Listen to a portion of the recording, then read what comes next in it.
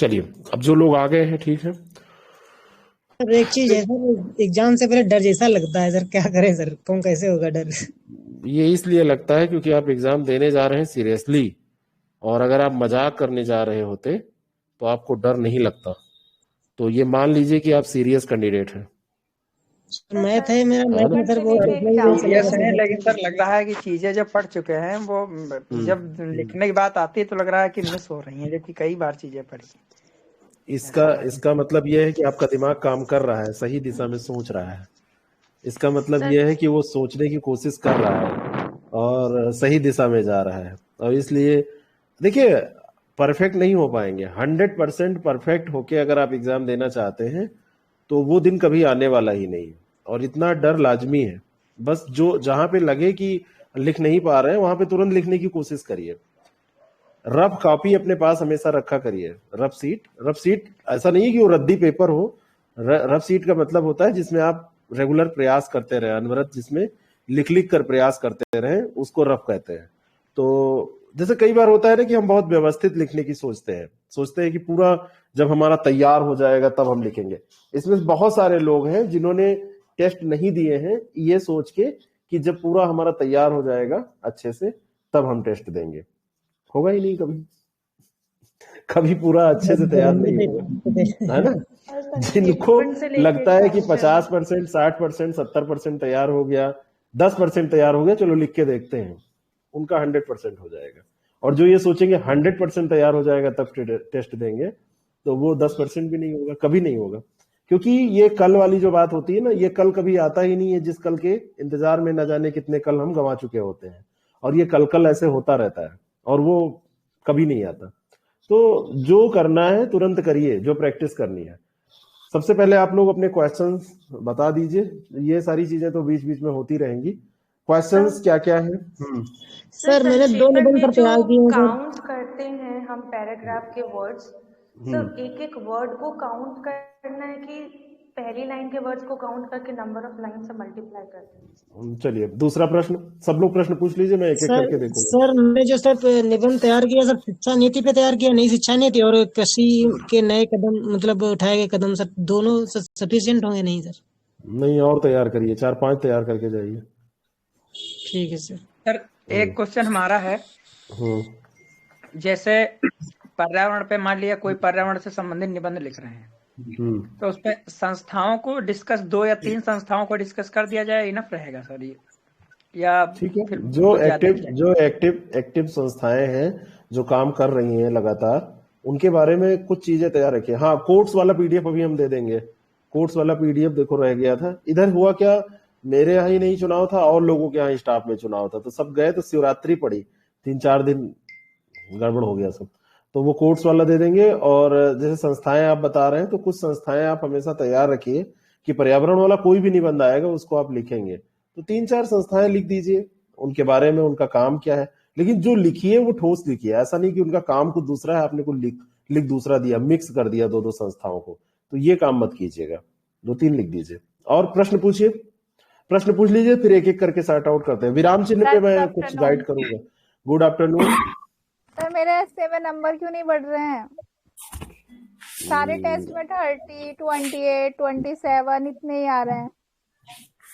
इतने ज्यादा कैसे आ गए ये हमको बताइए। सर ज्यादा इतने कहाँ है? 50 में से 30 तक ज्यादा कहाँ आ रहे हैं? 40 आने बहुत चाहिए ना। ज्यादा है, बहुत ज्यादा है। अगर यहाँ इतने आ जा रहे हैं तो वहां पे इससे ज्यादा आ जाएंगे। मैं चेक करवाता हूँ, उसको कम करवाता हूँ। इतने ज्यादा नंबर कैसे, किसने दे दिया? अगर मैंने दिए हैं तो मैं काट के उसको कम करूंगा। नहीं सर, इस बार मैंने बहुत अच्छा करके लिखा था ना। ठीक है ना? तो वो अच्छे नंबर हैं, बहुत अच्छे हैं। 25 नंबर से ऊपर जैसे आप क्रॉस करते हैं, 25 नंबर से नीचे जो मिल रहा है तो थोड़ा सा कुछ अच्छा करने की जरूरत है। 25 से ऊपर मिल रहा है यानी कि आप अच्छा जा रहे हैं, और जिनका 30 टच कर जा रहा है या 30 क्रॉस कर जा रहा है वो बहुत अच्छा लिख रहे हैं। मैं यहाँ आपके लोग आपको खैरात में नंबर नहीं दूंगा जिससे कि वहां अच्छे नंबर मिले। जी बताइए यशपाल जी। सर मेरा टेस्ट काफी चेक ही नहीं हो पाया। एक ही हमने भेजा था, लास्ट में ज्वाइन किए, वो टेस्ट भी नहीं चेक नहीं हो कौन सा पाया है, है। किस नंबर का टेस्ट है? यशपाल सिंह। किस सर नंबर ये का टेस्ट है? GL 04 हमने भेजा था। हो जाएगा वो तो बता रहा हूँ ना, वो हो गया होगा। आज आज शाम तक अपलोड हो जाएगा वो। सर चूंकि मैं लास्ट में ज्वाइन किया तो मैं ज्यादा छोड़िए टेस्ट का भेज नहीं पाया। ये आप हमसे उस पर व्हाट्सएप पे बात कर लीजिएगा। ठीक चौथी ठीक चौथी वाली कॉपी तो परसों से अपलोड हो रही है, परसों से आज जी लगभग 58 कॉपियां भी मैंने अपलोड कराई हैं। वो शाम जी तक जी लगभग हो जाएगी, लगभग उसमें चेक भी हो गई। होता क्या है, जिन टीचर्स को जी दिया जाता है पहले वो लोग उसको चेक कर लेते हैं, अपनी फाइल बना के जी रख लेते हैं, फिर जिसकी जो आईडी में होता है उसको फिर अपलोड किया जाता है। क्योंकि जी अपलोड करने जी के में टाइम लगता है थोड़ा सा, जैसे जितनी दिक्कत आपको होती है वैसी दिक्कत हमको भी होती है, और उसकी जी जी लिस्टिंग की जाती है। चलिए सर प्रश्न और सर पूछिए प्रश्न।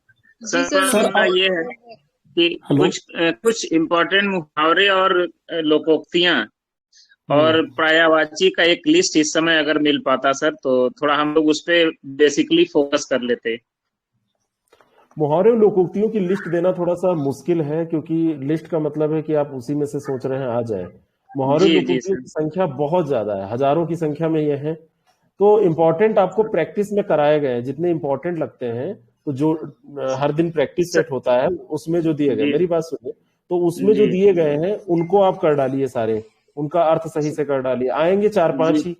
अब उसके लिए जी फिर जी अलग से कुछ देना, और मैंने जो नोट्स भी दिया है आप लोगों को वो बहुत जी शॉर्ट नोट्स है, वो बहुत ज्यादा नहीं है उसमें, है ना। बहुत छोटे हैं जो सर, वो कम है हाँ, इसीलिए तो पूछ रहे थे। वो कम कम नहीं है, बहुत दे देंगे तो आप कैसे पढ़ोगे। मैं तो किसी भी कोई किताब उठाऊं उसमें से उसको स्कैन जी कराऊं, उसको मतलब टाइप करवाऊं और आपको दे दूं, तो किताब में नहीं कोई ना कोई आपके पास होगी ही, तो उन सर किताबों से है भी मेरे आप इम्पोर्टेंट पास। देख लीजिए। सर मेरा रिक्वेस्ट और ये है कि जो प्रैक्टिस सेट दिया गया है चारों, वो चारों हम्म प्रैक्टिस सेट्स के जैसे मान लीजिए मुहावरे अलग हम्म लोकोक्तियां अलग उसकी इकट्ठा हम्म। करके एक ही सेट में मिल जाता तो हम लोग पास इकट्ठे हो जाता। अच्छा, जैसे आप लोग कितने कितने बड़े आलसी हैं, और खुद उसका मतलब बता भी रहे हैं कि मैं आलसी हूं।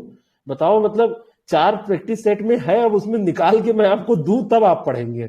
नहीं नहीं जैसे प्रैक्टिस सेट जैसे उसमें सर इतना लंबा लिस्ट हो गया है, सारे क्वेश्चन भेजने चेक होने और उसमें चैटिंग का, कि करते हम्म करते बहुत टाइम लग रहा है एक निकालने पिन में। पोस्ट, ऊपर पिन सर पोस्ट पे क्लिक सारे को करिए। डाउनलोड जी करके उनका पीडीएफ बना सकते हैं तो वो एक साथ कंपाइल्ड हो जाएगा, नहीं कर सारे सकते पेपर नहीं को वो हैं। कर रहे हैं डाउनलोड सर, कर आप जो सकते बता रहे हैं पिन पोस्ट वाला वो बता दीजिए, मैं उससे कर लूंगा जो पिन आप बता पोस्ट रहे में हैं। सारे प्रैक्टिस सेट पड़े हैं, पिन पोस्ट पे जैसे क्लिक करेंगे बस जी वो लिस्ट ऐसे आ जाएगी, और उस लिस्ट में से जो जो पेपर है, एक दिन ऐसे का है, एक दिन वो है हिंदी का, एक दिन ऐसे, एक दिन सॉरी, हाँ ऐसे बस ही ऐसे वही ही यही ऐसे जानना ही था सर, मुझे मालूम नहीं था, तो, बस इसलिए मैं पूछ रहा था और उसको बोल ऐसे रहा था। कर लीजिए।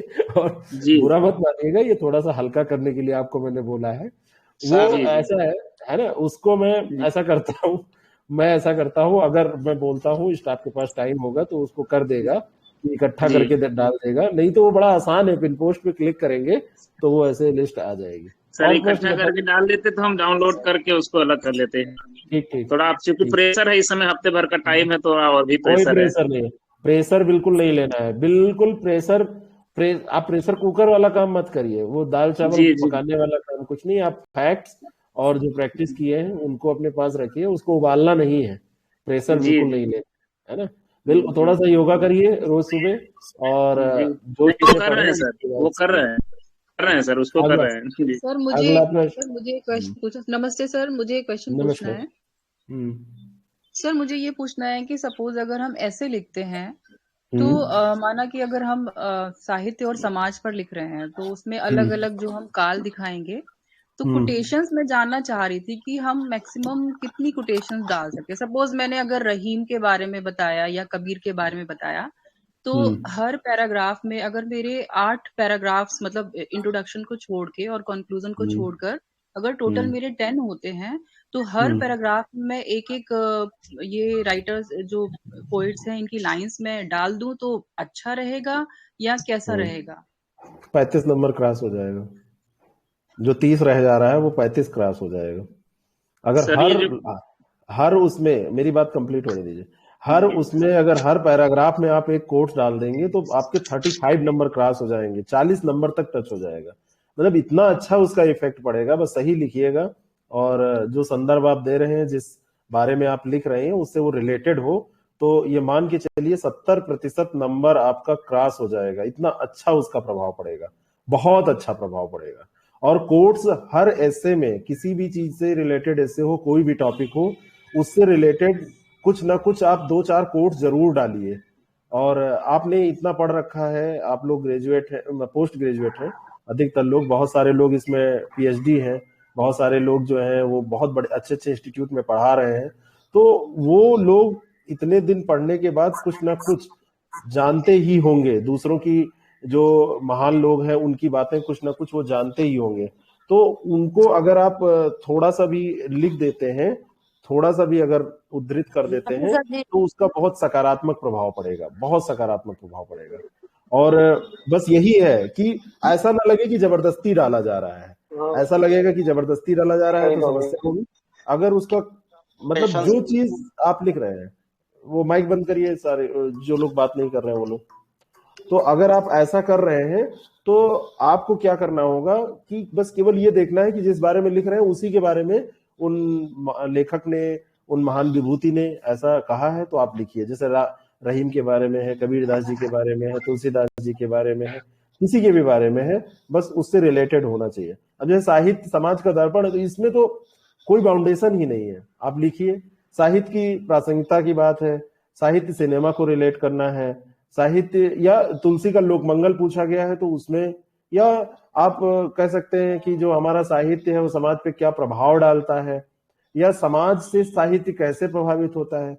तो हर तरीके से ये कबीर दास जी के, रहीम दास जी के, ये सब जो है नीतिपरक दोहे जो है वो सब डालिए, समाज के बारे में ही तो है सारे। तो इसका बहुत अच्छा इफेक्ट पड़ेगा, बहुत ही अच्छा इफेक्ट पड़ेगा। सर आपने एक कलेक्शन देने के लिए कहा था कोर्ट का निबंध के लिए। हाँ वो है, अभी दे दूंगा, वो मेरे पास बना रखा है। अगर हो जाए तो थोड़ा सहूलियत हो जाएगा, वो लास्ट के लिए होता भी है और हम ही दे देंगे। देना मुझे पिछले हफ्ते ही था, वो कभी कभी मुझसे भी मतलब आलसपन कहिए या वर्कलोड कहिए, हो जाता है। सर बताइए ये सब मिल जाएगा तो कुछ हम लोग प्रिपेयर कर लेंगे सर। नमस्ते सर। नमस्कार। जैसे इस समय मिल जाएगा कलेक्शन हो तो अभी समय हम लोग प्रिपेयर कर लेंगे, मिल जाएगा। सर मेरा दूसरा क्वेश्चन एक और है, बस इसी से रिलेटेड है सर। जैसे कि स्वलिखित अगर कुछ मतलब वो लिखते हैं तो हाँ, उसमें किसी को मतलब अपना नाम मेंशन करना रहेगा या फिर ना बिल्कुल नहीं, बिल्कुल नहीं मेंशन करना है। ऐसे लिख दीजिए किसी ने कहा है, और किसी में तो आप भी आते हैं ना, किसी महान विद्वान ने कहा है, या ऐसा लिख दीजिए कि मैंने कहीं पढ़ा था, या ऐसा मिलता है, ऐसा लिखिए। अपना नाम मत लिखिए, अपना नाम तो पूरी कॉपी में कहीं लिखना ही नहीं है ना। सर मेरा एक डाउट है, एक लोग, सारे लोग माइक बंद करें फिर एक मिनट बोले। सर मैं पूछ रही हूँ अभी। हाँ, इसमें ही कंटिन्यू करिए, बताइए सर। जैसे ये आपने ऐसे के लिए बता दिया, अब मेरा जो सब्जेक्टिव है उससे रिलेटेड मैं क्वेश्चन पूछ रही हूँ कि सपोज हमारा 250 वर्ड्स का जो क्वेश्चन है उसमें हमें रेशियो कितना बनाकर चलना चाहिए। मान लीजिए हमसे कोई भी एनालिटिकल क्वेश्चन पूछा गया तो हमें उसमें राइटर्स की जो कोटेशन है या जो पोइटिक लाइंस है उनका एक, मुझे लगता है शायद एक रेशियो कुछ होना चाहिए। मतलब क्या लगता है आपको कितना होना चाहिए? अगर कहीं ज्यादा लिख दिया किसी और पोइटिक लाइंस या कुछ भी, तो कहीं ऐसा ना हो कि उनको लगे कि एनालिटिकल नहीं किया है इन्होंने। तो सर कितना रेशियो होना चाहिए?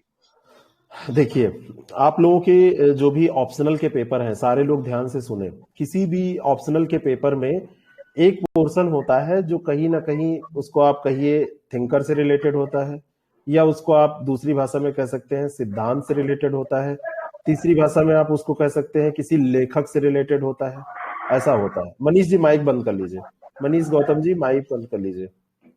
तो ऐसा होता है।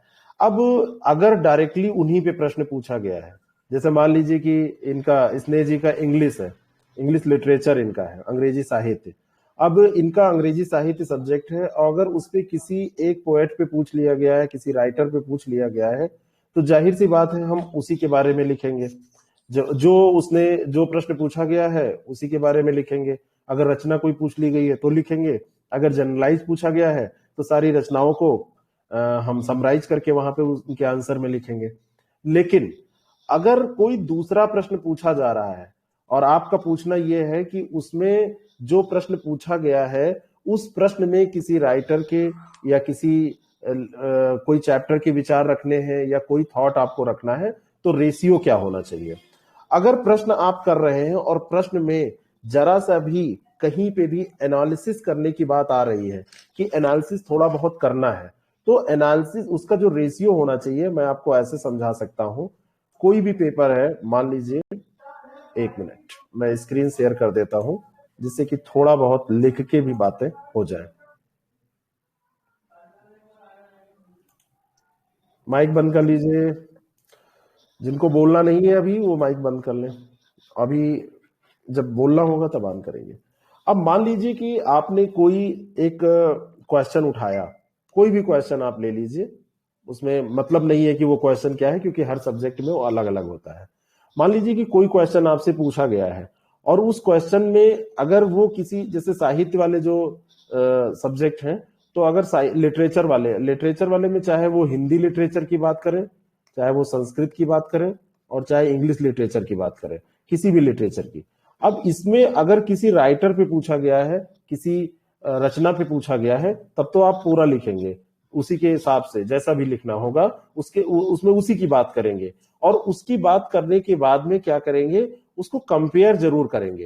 कंपेयर करने से क्या होता है कि एनालिसिस हो जाती है आपकी, एनालिसिस आपकी हो जाती है कि आपने जो पढ़ रखा है तो आप कैपेबल है कि नहीं। दूसरे, जैसे मान लीजिए कि कबीर दास जी ने कुछ बातें कही हैं, रहीम दास जी ने भी वैसी ही बातें कही हैं। अब वैसी ही बात आधुनिक कोई कवि कह रहा है, वैसी ही बात आज का कोई राइटर कह रहा है। तो आपने जब, मान लीजिए कि आपसे पूछा गया रहीम के बारे में और आप उनके बारे में लिख रहे थे, और तभी आपने कहा कि एक्स नाम के एक कवि हैं जो आज हैं और वो भी ऐसी बातें कर रहे हैं, तो इसका प्रभाव ये पड़ता है कि जब एग्जामिनर कॉपी चेक करेगा तो उसको ये लगेगा कि ये बंदा, ये जो बच्चा लिख रहा है यहाँ पे, वो केवल रहीम के बारे में परीक्षा के लिए तैयार करके नहीं आया है।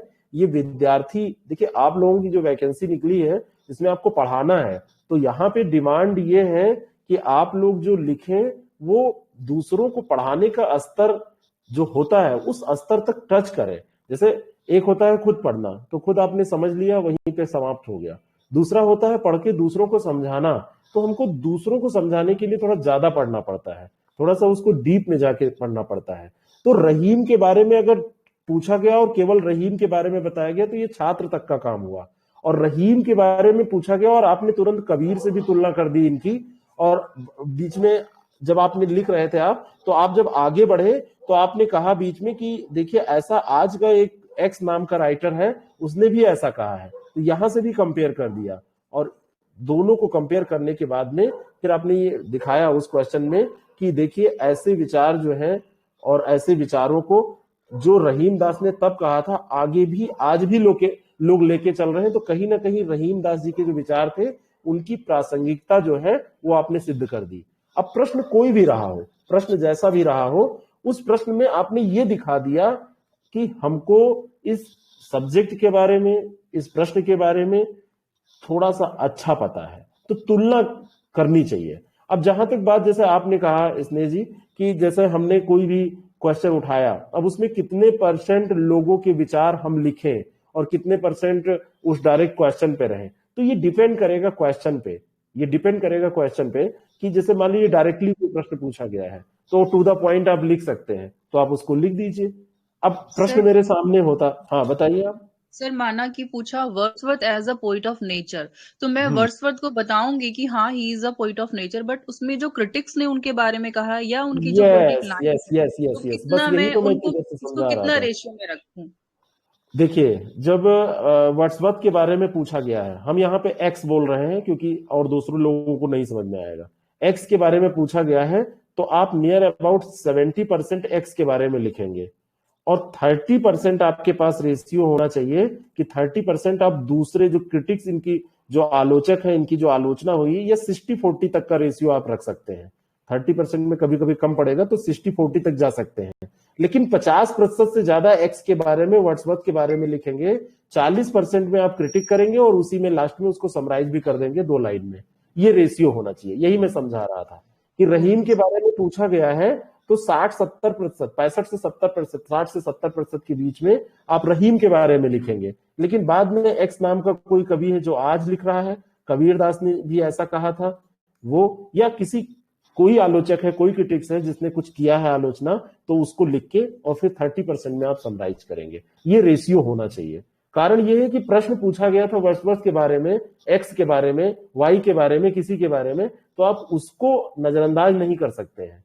अगर यही गड़बड़ होगा, अगर आप केवल 30% इनके बारे में लिख के 70% आप कर देंगे आलोचना, तो यहाँ पे लगेगा कि आप वर्ड्सवर्थ के बारे में जानते हैं या नहीं जानते हैं, फालतू की बातें और ज्यादा लिख रहे हैं, सटीक नॉलेज आपके पास नहीं है। लेकिन अगर आपने 70% 60% इनके बारे में लिखा और उसके बारे में दूसरा 30% 40% में दूसरा जो विचार था, चाहे वो आलोचना थी या तुलना थी, उसको कर दिया, तो एग्जामिनर को लगेगा कि हाँ इस बच्चे को जानकारी है, बढ़िया है। किसी भी सब्जेक्ट में, मैं ऐसे में भी यही आपसे कहूंगा कि ऐसे का जो टॉपिक है 70% जो कोर पोर्शन है वो आप बिल्कुल सटीक लिखने की कोशिश करिए। बाकी 25-30% में आप थोड़ा बहुत उससे रिलेटेड चीजें लिख सकते हैं, लेकिन अगर आप केवल 30% उससे रिलेटेड लिखेंगे और 60-70% इधर उधर की बातें कर देंगे तो समस्या हो जाएगी, वो टॉपिक से भटक जाएगा, अलग हो जाएगा।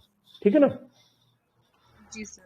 सर हेडिंग तो लिखने वाली है किसी में भी, बट अगर फर्स्ट पैराग्राफ लिख रहे हैं तो क्या उसको हम ब्लैक पेन से फर्स्ट सेंटेंस लिख सकते हैं या फिर अंडरलाइन कर सकते हैं, तो इम्प्रेसिव रहेगा, या फिर नॉर्मल ऐसे ही लिखें?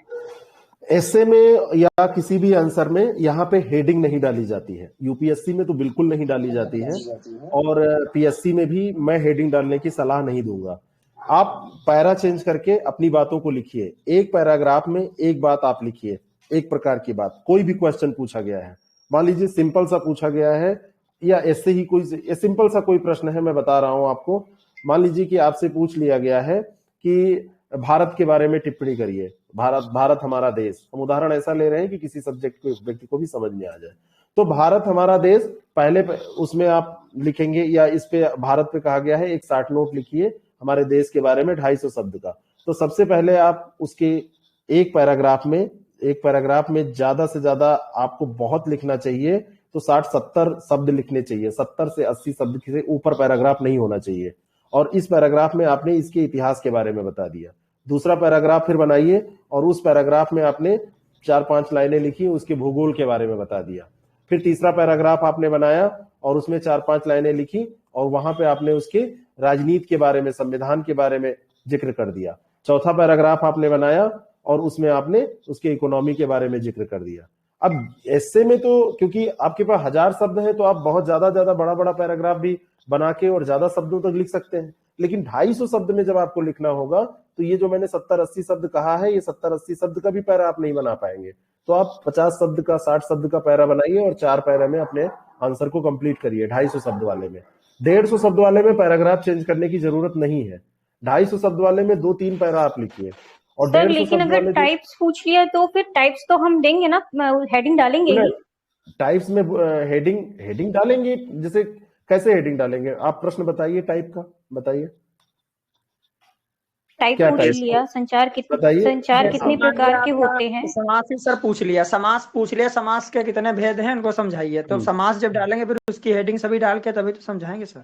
ये समास के भेद, ये प्रश्न है, इसका आंसर कैसे लिखेंगे? समास के भेद आपसे पूछा है, तो सबसे पहले आप बताएंगे कि समास क्या है ना?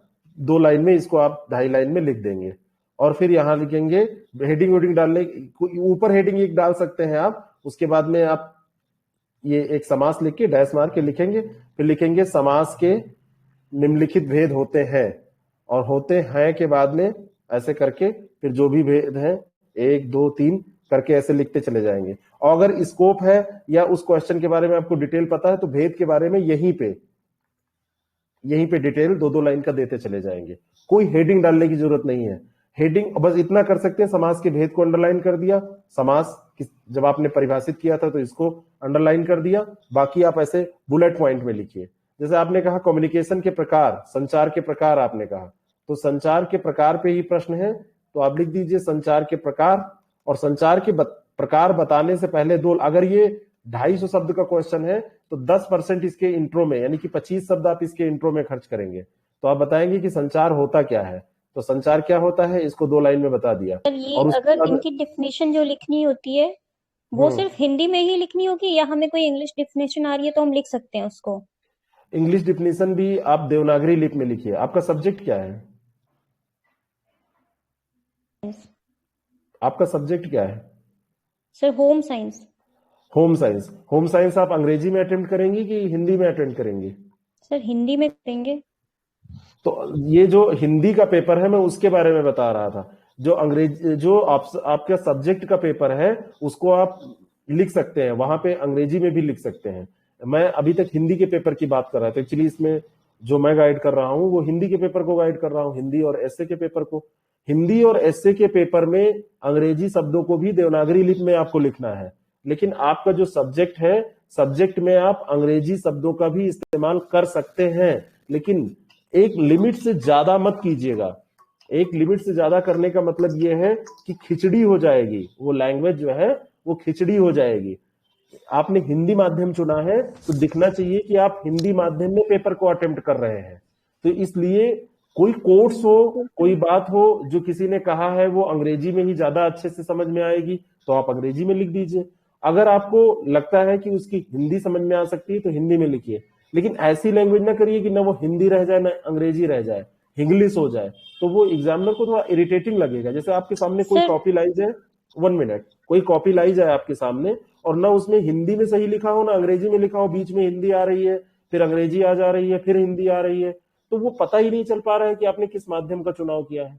लेकिन जैसे आपने कहा कि कोई एक कोट्स याद आ गया, आपने कहा कि कोई एक विचार याद आ गया, कुछ एक चीज याद आ गई, तो 10 लाइन आपने हिंदी में लिखा है, मीडियम आपका हिंदी दिख रहा है, 1 लाइन वो लिख दिया। लेकिन हिंदी और एसए के पेपर में ये गलती भी नहीं करनी है। हिंदी और एसए के पेपर में देवनागरी लिपि में लिखना है। जैसे लिखना है, मान लीजिए व्हाट इज योर नेम, तो आपको ऐसे लिखना है, व्हाट इज योर नेम, इस तरीके से लिखना है। अंग्रेजी को ऐसे हिंदी वाले पेपर में और एसए वाले पेपर में लिखना है, क्योंकि ये हिंदी का पेपर है। लेकिन जो आपका ऑप्शनल जो वैकल्पिक विषय है, वैकल्पिक विषय वाले पेपर में कुछ हद तक 10% तक आप यूज करेंगे तो उसका बहुत बैड इफेक्ट नहीं पड़ेगा। अब पूछिए। हेडिंग डालनी है तो हेडिंग अगर हम इंग्लिश में डालें तो एक वह तो दे सकते हैं सर। मेरा क्वेश्चन मैं कुछ समझ नहीं पा रहा हूँ। 1 मिनट, रूपरेखा में पॉइंट्स दे सकते हैं सर। 1 मिनट। हाँ, अब यशपाल पूछिए आप। यशपाल जी सर, मेरा प्रश्न ये है कि जो निबंध हम लिखेंगे उसमें आपने कहा हेडिंग नहीं डालना है, लेकिन जो रूपरेखा में बुलेट पॉइंट्स टाइप हेडिंग 5 बिल्कुल डाल सकते हैं भाई। आप लोग इतना बांध क्यों रहे हैं इसको? बुलेट पॉइंट्स में लिखिए। हेडिंग डालने, मैं ये नहीं कह रहा हूं कि हेडिंग बिल्कुल डाल देंगे तो बिल्कुल कॉपी फाड़ के फेंक देगा वो। हेडिंग नॉर्मली नहीं डाली जाती है, क्योंकि यहाँ पर एक फ्लो बनता है। हेडिंग ना डालने से एक पैराग्राफ टू पैराग्राफ कनेक्शन होता है, और जब आप हेडिंग डालते हैं तो वो कनेक्शन ब्रेक होता है। अब मैं स्पष्ट बोल रहा हूं आपसे, जब हेडिंग डालते हैं तो हेडिंग के पहले की चीज एक रहती है, दूसरी है। और निबंध में क्या होता है कि वो एक तारतम्यता होनी चाहिए, एक लगे कि ये वाला पैरा ये नीचे वाला पैरा एक दूसरे में जुड़ा है। हेडिंग ब्रेक करती है उसको, हेडिंग ब्रेक करती है। जैसे मान लीजिए कि आपने निबंध में कुछ लिखा और कुछ 5 बातें 10 बातें आपको करनी है, जो कि आपको बिल्कुल बढ़िया से तैयार है और पॉइंट में बातें करनी, बिंदुवार, तो आपने बुलेट पॉइंट में कर दिया, उसको उठाया और बुलेट पॉइंट में फटाफट उसको लिखते चले गए। जैसे आपने संचार के प्रकार ही है, मान लीजिए निबंध है या कुछ भी है आपका संचार के प्रकार, और उसमें आपने फटाफट उठाया और लिख दिया, या संचार के फायदे या संचार की विशेषताएं, तो पहला बुलेट पॉइंट, दूसरा बुलेट पॉइंट, तीसरा बुलेट पॉइंट, चौथा बुलेट पॉइंट, ऐसे आप बुलेट पॉइंट में लिखते चले गए, कोई दिक्कत नहीं है ना। लेकिन जैसे अब क्या है, कई बार लोग क्या करते हैं, पूरा एस्से ही उसका 50% बुलेट पॉइंट में ही लिखते चले जाते हैं। नहीं, आंसर जब आपको मार्क्स उठाने हो, तो मैंने पिछले भी सेशन में बताया था, इस सेशन में भी मैं बता रहा हूं, कोई क्वेश्चन आपके सामने आए, अगर जैसे मान लीजिए कि 150 शब्द का एक क्वेश्चन पूछा गया है, और इस क्वेश्चन में आपके पास 2 कंडीशन हो सकती है कि ये क्वेश्चन आपका 250 शब्द का तैयार है, और दूसरा हो सकता है ये क्वेश्चन आपका 50 शब्द का ही तैयार है। अगर आपका ये क्वेश्चन 250 शब्द का तैयार है और 150 शब्द में पूछा गया है, तो आप इसको बुलेट पॉइंट में लिखिए। समझ रहे हैं? थोड़ा सा इंट्रो देखिए, बुलेट पॉइंट में लिखिए। और ज्यादा मटेरियल होने के बावजूद भी आप इसमें बुलेट पॉइंट में कम शब्दों में अपनी बातें रख सकेंगे, है ना, और कम शब्दों में अपनी बातें रख के और ज्यादा मैटर दे सकेंगे। अब दूसरी कंडीशन, आपको लिखना तो इसको 150 शब्दों में है, लेकिन आपका तैयार ये केवल 50 शब्द का है, तो जी 50 सर। शब्द का ये प्रश्न आपको 1.5 शब्द खींचना है, तो आप यहाँ पैराग्राफ लिखिए, क्योंकि पैराग्राफ में आपको पता है ना कि हमको कुछ भी नहीं आता है, तब भी हम पैराग्राफ में बहुत कुछ लिख जाते हैं, समझ रहे जी हैं, सर। जिसको जी सर। लपेटना कहते हैं। तो एग्जाम जी पास केवल ज्ञान से नहीं होता है, एग्जाम पास होता है लिखने की ट्रिक से, एग्जाम पास होता है प्रेजेंटेशन से। तो यहाँ पे पैराग्राफ में लिख दीजिए, थोड़ा थोड़ा बढ़ा दीजिए, तो ये 150 जी शब्द वाला अगर 10 नंबर का प्रश्न होगा, तो यहाँ जब ऐसी दशा आएगी तो आपको हो सकता है 8 नंबर आसानी से मिल जाए। लेकिन यहाँ 50 शब्द वाले में भी आप कम से कम 7 नंबर 6 नंबर पा सकते हैं, ना तैयार होने के बावजूद भी पैराग्राफ में आपने लिख दिया, ठीक है। क्योंकि बहुत जी अच्छा सर। लिखने से आपको पूर्णांक से ज्यादा तो मिलेगा नहीं, लेकिन अगर नहीं आपने नहीं। काम चलाओ भी कर दिया तो कुछ नंबर काट के आपको मिल जाएगा। बात समझ में आ गई? जी सर। तो बुलेट पॉइंट और पैराग्राफ का जो तरीका होता है वही होता है, जहां पे हमारा मटेरियल ज्यादा होता है वहां पे हम बुलेट पॉइंट पे लिख के फटाफट शार्ट में बिल्कुल ठोस चीजें लिखते हैं, और जहां पे हमारा मटेरियल कम होता है तो हम फिर नरेंद्र मोदी जी की तरह बढ़िया से बढ़िया, कितना बढ़िया वो बोलते हैं, आप समझते ही हैं, मतलब थोड़ी सी बात होती है उसको बढ़ा चढ़ा के। में जी यस्से सर। में हम लोग यूज करते हैं, जैसे मान लीजिए सर यूपीएससी लिख मेरा ये दिए, क्वेश्चन था। UPSC लिख दिए, तो इसको एक मिनट, इंग्लिश ज्ञानेंद्र जी आप बताएं। हाँ हाँ। मैं ये कह रहा हूँ कि जब यस्से हम्म लिख रहे हैं तो जैसे बात हम्म तो बीच में कोई आ गई, जैसे जीएसटी की आ गई, या यूपीएससी हम्म ने ऐसा कहा, या इलेक्शन कमीशन हम्म ने ऐसा कहा, तो हम्म। उसको हिंदी फॉर्म में लिखेंगे, या जैसे जीएसटी लिख दिए या यूपीएससी लिख के आगे निकल गए? GST, ठीक है, क्लियर UPSC, क्लियर। ठीक है, ये ऐसे लिखेंगे, क्योंकि ये हिंदी का पेपर है। यहां पर आप अंग्रेजी शब्दों को लगभग कोशिश करिए कि ना लिखिए, ये है अंग्रेजी ही, लेकिन इसको स्क्रिप्ट जो होगी, लिपि जो होगी, वो देवनागरी लिपि में आप लिखेंगे, ठीक है ना। ओके। और हाँ। ये एक चीज और है कि जैसे ऐसे हम लिख रहे हैं तो या कहानी या कोटेशन से शुरू कर सकते हैं? बिल्कुल शुरू कर सकते हैं, वो तो सबसे अच्छा तरीका होता है।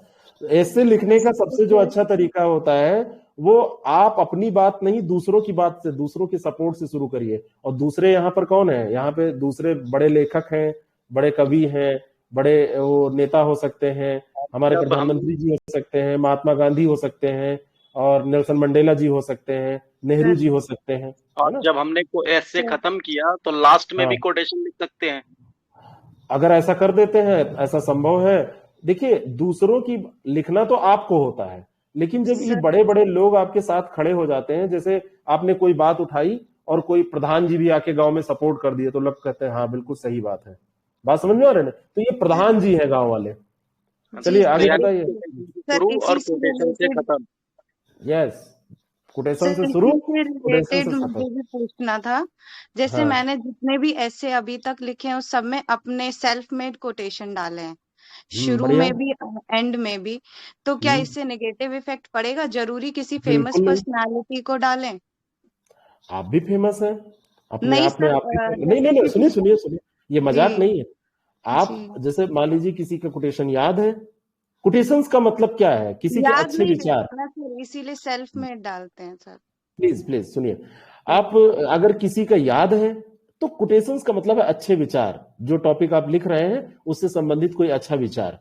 तो आप लोगों को अगर याद है तो आपने उसका लिख दिया, नहीं याद है तो आप ही बहुत महान व्यक्ति हैं, अपने में अहम ब्रह्मास्मि वाला भाव लाइए और कहिए मुझे सर सब ज्ञान है, और वहां पे अपना नहीं नाम सर, मत लिखिएगा, क्योंकि ये नहीं बात केवल आप जानती हैं कि आप महान हैं, दुनिया नहीं जानती है। तो अपना नाम मत लिखिए और कहिए किसी लेखक ने ऐसा कहा है, किसी जैसे विद्वान ने ऐसा कहा है, ठीक सर, है ना। और उन भी है ना तो ये नाम ऐड कर करती सकते हूँ, मैं कहा है मैं बस लिख हम्म, देती हूँ, उसका नेगेटिव इफेक्ट पड़ेगा सर?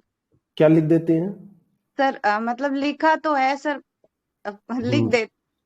नहीं, जैसे कई बार कॉपीज में ऐसा भी मिलता है, प्रोफेसर बॉटम के अनुसार, प्रोफेसर पैडल के अनुसार, प्रोफेसर हैंडल के अनुसार, प्रोफेसर चैन के अनुसार, प्रोफेसर गद्दी के अनुसार, प्रोफेसर एंड ऐसे सो ऑन, नहीं तो कैरियर के अनुसार। तो ये जो मतलब पश्चिमी सभ्यता के प्रोफेसर आप लोग बनाते हैं, ये एग्जामिनर को बहुत सही समझ में आता है। सुनिए मेरी अभी कोई बोलिएगा नहीं, वो समझ में इसलिए आता है क्योंकि पहले वो भी स्टूडेंट थे, है ना। सास भी कभी बहू थी, तो सास भी कभी अगर बहू थी तो उसको सब समझ में आता है। तो ऐसे फेक काम आप ना करें। जैसे आपने मान लीजिए अहिंसा से संबंधित कोई कोट लिखा और उसमें गांधी जी का नाम डाल दिया, मार्केट गांधी जी की बहुत अच्छी है अहिंसा के मामले में, और आपने अपने आप बनाया है वो कोट, लेकिन गांधी जी जैसा सोचते थे, महात्मा जैसा सोचते थे, और महात्मा की ही तरह वो कुछ विचार हैं, आपने डाल दिया, तो कोई जरूरी नहीं है, आप चैलेंज कर दीजिए, बिल्कुल कॉन्फिडेंस के साथ लिखिए, कोई जरूरी नहीं है कि गांधी जी के सारे विचार किसी ने पढ़े ही हों। लेकिन समस्या ये उसमें आएगी कि अगर आपने मान लीजिए कि किसी उनका विचार लिखा गांधी जी का, और वो वैसा गांधी जी ने कभी सोचा ही नहीं था, पहली बार आपने ही गांधी जी के विचार को अपनी तरफ से बना दिया, और वो गांधी जी की विचारधारा वैसी कहीं दूर दूर तक नहीं थी। जैसे आपने कुछ प्रेम पे लिखा और नाम डाल दिया गांधी जी का, है ना, आपने कुछ वैसा अहिंसा पे लिखा और उसमें नाम डाल दिया अंबेडकर जी का, जैसा विचार अंबेडकर जी ने नहीं रखा था। एक एग्जांपल दे रहा हूं, आपको ये मत कहने लगना कि नहीं अहिंसा पे भी उनके विचार थे। तो अगर ऐसा कर दिया तो कई बार ऐसा होता है कि एग्जामिनर को पकड़ में आ जाती हैं ये चीजें, क्योंकि वही बात है कि वो भी जो आप अभी कर रहे हैं वो आज से 50 साल पहले कर चुके हैं, 20 साल पहले कर चुके हैं, तो इस कारण से ये ठीक है ना। अच्छा, जो सर कोटेशन देते हैं तो कोई जरूरी नहीं है कि जिसका कोटेशन मैं दे रहा हूं उनका नाम लिखूं? अगर याद है यथासंभव तो लिखिए। हाँ, और एक काम और करिए, जैसे आपको जब कोटेशन, अभी विराम चिन्ह का थोड़ा सा आपको रिवीजन भी कराऊंगा, पिछली बार मैंने कहा था, जब आप लोग कोट्स लिखते हैं, अगर कोट बिल्कुल सटीक याद है, 2-3 चीजें ध्यान रखिए।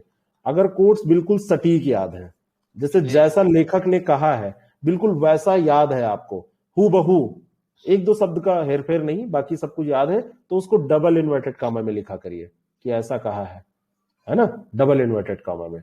और अगर आपको ये सटीक नहीं याद है, मिलता जुलता याद है, मिलता जुलता याद है, भाव वैसे ही हैं लेकिन वर्ड्स बदल जा रहे हैं, और लिखना है कि ये महात्मा गांधी जी के अनुसार, या महात्मा ने कहा था, या पंडित नेहरू के अनुसार, और आपको सटीक नहीं याद आ रहा है कि क्या बिल्कुल हूबहू, तो आप सिंगल इन्वर्टेड कामा में उसको लिखिए। ये आप अपने ऑप्शनल सब्जेक्ट में भी यही कीजिएगा, ऑप्शनल में भी यही कीजिएगा। और दोनों पेपर करते समय, चाहे वो हिंदी का हो चाहे वो ऑप्शनल का पेपर हो, अगर 250 शब्द का आपके पास ये लिमिट दिया हुआ है कि 250 शब्दों में आपको लिखना है, 250 को क्रॉस कभी मत करना, 10% शब्द बचाते चलना, 235 शब्द में आप लिखते चलना, 240 शब्दों में लिखते चलना, बस सटीक बातें लिखना, फालतू की बातें जितनी भी हैं जो बढ़ाते हैं आपके शब्द सीमा को, उनको छोड़ते चलिए। और ऐसे करते करते 10 प्रश्न में आप एक प्रश्न का समय बचा लेंगे और आपको उतना समय मिल जाएगा दूसरा प्रश्न जो कम आता है वो सोचने में। एक दिन मैंने और भी बताया था आपको। तो अब इसी में है ना, इसी में आपको सारी युक्तियां, बुलेट पॉइंट, पैराग्राफ, सब कुछ लगातार करते चलना है। और अगर आप यही 10-10 शब्द सब में ज्यादा लिखेंगे तो पूरा पेपर करने में आपको एक क्वेश्चन का समय कम पड़ जाएगा, और अगर कम करते चलेंगे तो पूरा पेपर करने में आपको एक क्वेश्चन का समय ज्यादा मिल जाएगा। तो जो क्वेश्चन 2-3 कमजोर होंगे आपके, जहां पर आपका दिमाग नहीं चल रहा है, तो उसके बारे में आप सोच सकेंगे, ये कीजिएगा। तो single inverted comma, double inverted comma, अगर सटीक बात है तो डबल में, मिलता जुलता आपको याद आ रहा है तो सिंगल में, और अगर विचार याद आ रहे हैं और राइटर का नाम नहीं याद आ रहा है तो लिख दीजिए किसी विद्वान ने कहा था। ये मत लिखिएगा मुझे लगता है कि महात्मा गांधी का है या किसी और का, पक्का पता नहीं है, इतना लिखने की जरूरत नहीं है। तो लिखिए किसी ने कहा था, किसी विद्वान ने ऐसा कहा था, तो ऐसा करके लिख देंगे। तो वहां पे कोई ये जरूरी नहीं है कि आप विद्वान के बारे में बताएं, क्योंकि ये पेपर जो आप देने गए हैं उसमें विद्वान सिलेबस में नहीं है कि महात्मा गांधी के बारे में आप लिख रहे हैं तो उनके बारे में लिखना जरूरी है। वहां पे निबंध सिलेबस में है, और निबंध में आपने उनके विचार का उपयोग किया है, तो कोई जरूरी नहीं है कि आप उनका नाम लिखें ही। ठीक है, कोई समस्या इसमें नहीं है। उससे मार्क्स मतलब 1% भी मार्क्स उससे प्रभावित नहीं होंगे, कटेंगे नहीं। सर मेरा एक प्रश्न था। जी रुचि जी। सर वो जैसे हम ऐसे लिखते हैं तो ऐसे के अंदर जितनी सरकारी योजनाएं हैं जिसमें एनईपी या कुछ ऐसी मैनेजमेंट की कोई वो आ जाती है, तो उसमें एनईपी जैसे हम लिख रहे हैं तो ये हमें इंग्लिश में डालना चाहिए कि हिंदी में ही एनईपी करके लिखना चाहिए? मेरे को थोड़ा समझ में नहीं आता सर। ये स्क्रीन पे देखिए, ये क्या लिखा है, इसको पढ़ के बताइए, ये क्या लिखा है? ये जो मैंने टिक किया ये क्या लिखा है? जी सर, जीएसटी, यूपीएससी। सर समझ लेकिन में जब आ हम गया ना? 2 में लिखते हैं, मैंने जैसे 2-3 ऐसे अभी लिखे, आपके कहने के बाद मैंने प्रैक्टिस किए, तो जैसे मैं फ्लो पकड़ती हूँ ना, पता नहीं क्यों, या तो ये है कि अंग्रेजी में लिखने की अभी तक आदत थी, तो वो मतलब जैसे मैं बाद में दोबारा से पढ़ रही हूँ तो मुझे एकदम से स्ट्राइक करता है कि ये मैंने गलती कर दी यहाँ पे, एन ऐसे मुझे नहीं लिखना चाहिए था। थोड़ा तो सा उस चीज थोड़ा का सा थोड़ा सा ध्यान देंगी तो ये हो जाएगा। और एक चीज और सुनिए, ये सब तो नियम कानून एक जगह है। अगर लिख गया है, फ्लो में आपने लिखा और एनईपी लिख गया है, जीएसटी लिख गया है, काटिएगा नहीं, उसको काटने की कोई जरूरत नहीं है। जो लिख गया सो लिख गया, लेकिन कोशिश कीजिए कि ऐसा लिखिए।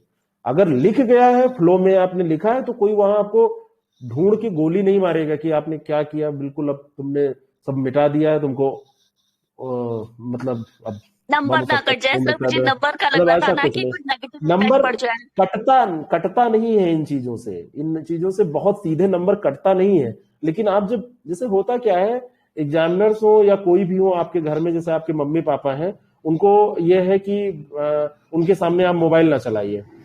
मुझे लगता है कि सारे मम्मी पापा ऐसे ही होते हैं, मेरे हैं तो मैं भी मानता हूं कि आपके भी ऐसे ही होंगे। तो आप अगर थोड़ी देर उनके सामने मोबाइल नहीं चलाएंगे तो आप जीवन में असफल नहीं हो जाएंगे।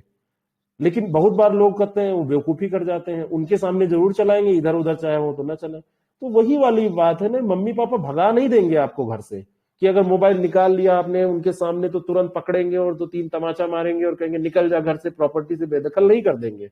लेकिन अगर आप नहीं चलाएंगे तो उनको बड़ा अच्छा लगेगा कि मेरा बच्चा बड़ा अच्छा है। जबकि बच्चा पूरी रात रजाई कंबल के अंदर लिए व्हाट्सएप पे वीडियो चैट करता रहता है, लेकिन उनको जब तक नहीं पता चलता है तब तक वो खुश रहते हैं। तो ठीक वैसे ही एग्जामिनर के सामने जब आप थोड़ा सा एक आदर्श प्रस्तुत करते हैं कि हिंदी का पेपर है तो हम देवनागरी लिपि में लिख रहे हैं, तो उसको अच्छा लगता है, उसको लगता है कि बड़ा सम्मान मिला। ठीक है ना, बस इतना। को बेवकूफ बनाते हैं। हाँ, इसी तरह अगर एग्जाम में हिंदी वाले पेपर में ही लिखते लिखते कोई मात्रा की गलती हो जाती है और वो जिस लिखने के बाद हमें क्लिक करता है कि वो मिस्टेक हो गई है, तो सर उसको भी ना काटे, ऐसे ही रहने दें। आसानी से सही हो जाए तो उसको फट से कर दीजिए। जैसे छोटा वो बड़ाऊ की मात्रा अगर है, मान लो लिखना था सुधारना और आपने लिख दिया सुधारना, बहुत गलतियां ऐसी होती हैं। और एक गलती बड़ी आज मिली है मुझे, मैं कॉपी देख रहा था तो ये इन्होंने की हुई है, सस्मित कुमार जी लाइन पे हैं आप, इन्होंने जहां पे जैसे वो लिखना है गद्यांश तो लिख दिया गद्यांश। अब उसमें गधे जैसी वो आ रही है महक। अब वो धा और दा में अंतर होता है, ये लिखना ऐसे होता है गद्यांश, ये दा होता है ऐसे, और इसको गधांश लिख दिया, ये धा ऐसा। और एक है ब्यूटी पांडे की कॉपी में मैंने देखा है, उसमें भी जहां जहां इन्होंने था लिखा है वो धा की तरह लग रहा है। इनके उसमें कमेंट भी डाला है, इनकी कॉपी मैंने ही चेक की है। तो ये थोड़ा सा ये सब चीजें ध्यान दिया कीजिए। अब मान लीजिए कि लिखना था आपको सूचना ऐसे और आपने लिख दिया सूचना ऐसे, तो उसको ऐसे कर दीजिए, एक बार ही, 2 बार में घोचिए नहीं ऐसे ऐसे करके कि अब इसका बिल्कुल हम अस्तित्व मिटा देंगे, अब तो नया बिल्कुल बनेगा। तो ये नया बनाने के चक्कर में गड़बड़ा जाता है, बहुत घोंच पोंच मत नहीं कर करिए। सकते ना, ओवर राइट करिए लेकिन कम करिए ना। अब जैसे हाँ, कुछ बेसिक गलतियां आप लोग कॉपी में कर रहे हैं, अधिकतर लोग। नहीं मीन जैसे सर मात्रा में कहीं मिस्टेक हुई तो वही मैं पूछ रहे थे कि जैसे ओवर राइट उस पे किया जा सकता है ना, जैसे ये नहीं ही इधर से लगा और किसी में। एक बार हल्का सा। अच्छा बताइए, इसमें से ठीक है सर, थैंक यू। नंबर 1 है, ये नंबर 2 है, इसमें से कौन सा नहीं सही है? नंबर 2 पहला वाला पहला वाला नहीं सही है, दूसरा वाला सही है। तो ये सारे लोग ये दूसरा वाला ही नहीं लिखा करें, ये नहीं, ये वाला गलत है, ये वाला लिखा करें। कॉपी में ये बड़ी गड़बड़ियां मिली हैं, इसको मैंने घिरवाया है। और ये ऐसे शब्द हैं जो कॉमन शब्द हैं। अब जैसे बताइए, सेंटेंस बताइएगा, राम जाता है, वे जाते हैं, इसमें से कौन सा सही है, पहला या दूसरा? पहला वाला। पहला सही है। पहला सही है। और जब वे हैं तब यहाँ जाते हैं हो जाएगा ना? जी सर, बिंदी लग जाएगी। बिंदी लग जाएगी। बहुत सारे लोग, ये 50% लोग जब ये बहुवचन लिख रहे हैं तो यहाँ पे बिंदी नहीं लगा रहे हैं में, ये है नहीं, और ये सब चीजें जो है ये बहुत कॉमन चीजें हैं जिनको हर सेंटेंस में आपको यूज करना है, तो इसमें गड़बड़ी मत कीजिए, ये थोड़ा सा ध्यान रखिए, ठीक है ना। तो और ओवरराइट बस इतना करिए, मान लीजिए कि लिखा है आपने विधि और विधि की जगह विधि लिख दिया, अब ये तो बिल्कुल गड़बड़ हो गया, ध्यान में आया है तो एक बार इसको एक बार कट करिए और ऊपर यहाँ पे करके हंसपाद लगाइए नीचे ऐसे, और यहाँ पे कर दीजिए कि ये विधि सही है। तो वैसे प्रैक्टिस करके जाइए, ये विधि लिखी ना जाए, विधि ही आप लिखें, उदाहरण मैं दे रहा हूं। लेकिन अगर गलत हुआ है तो बहुत इसको ऐसे ऐसे काट के बिल्कुल घोंच के और बिल्कुल यहाँ पे लग रहा है कक्षा 5 का बच्चा ऐसा बिल्कुल डिजाइन बनाया है, तो वो सब नहीं करना है। कोशिश करिए कि जनरल हिंदी आपसे गलत हो ही ना, और बाई द वे गलत हुई और नजर आ गया तो एक बार ऐसे फट से क्रॉस करिए, मान लीजिए कि ये विधि लिख गया था, आपने इसको एक बार क्रॉस कर दिया प्रैक्टिस और ऐसे कर दिया, यहाँ पे ऐसे लिख दिया वगैरह, ठीक है ना। प्रैक्टिस तो है, लेकिन वही है कि उस टाइम पे फ्लो में हो जाता है। और आपको मैं बताऊं, आप लोग एग्जामिनर को तो दुनिया भर का बताते हैं कि उसने नंबर काट लिया हमारा, ये कर लिया वो कर लिया। अगर आपको आपकी कॉपी खुद दे दी जाए जिसमें आपने किया है और आपको लग रहा है 70% नंबर आने चाहिए, खुद आपको दे दी जाए कॉपी, तो आप खुद भी उसमें जिसमें आपको 70% लग रहा था, आप बहुत कोशिश करेंगे तो 55-60% नंबर दे पाएंगे। एग्जामिनर आपको 5-10% ज्यादा ही देता है आपकी सोच से। बताओ, इतनी गलतियां आप छोड़ के आते हैं कि उन गलतियों के भरोसे तो आपको फेल कर सकता है, लेकिन एग्जामिनर जल्दी किसी को फेल नहीं करता है। कुछ होंगे विशेष प्रकृति के लोग जो कोशिश करते हैं कि फेल कर दें, नहीं तो कोई फेल नहीं करता। इसमें बहुत सारे लोग टीचर हैं जिन्होंने बोर्ड की परीक्षाएं भी जो कॉपियां हैं वो चेक की होंगी, कई परीक्षाएं उन्होंने करवाई होंगी, और वो कभी भी कॉपी चेक करते समय नहीं चाहते कि कोई बच्चा फेल हो जाए, हमेशा अच्छे नंबर देते हैं। कुछ विशेष जो जीव जंतु हैं उनको मैं नहीं कह रहा, हाँ पीसीएस में भी टीचर बहुत परोपकारी होते हैं। अरे सर, वो प्रोफेसर वाले जो वो बुढ़े प्रोफेसर जो यूनिवर्सिटी में क्लास लेते हैं वो तो बहुत चिढ़ाते हैं। एक तो उनको बुढ़े न कहिए, बहुत प्यार से उनको कहिए बुजुर्ग कहिए, ये कहिए, ऐसे नहीं, है ना, वो मतलब ऐसे नहीं, सम्मान के साथ नाम लीजिए।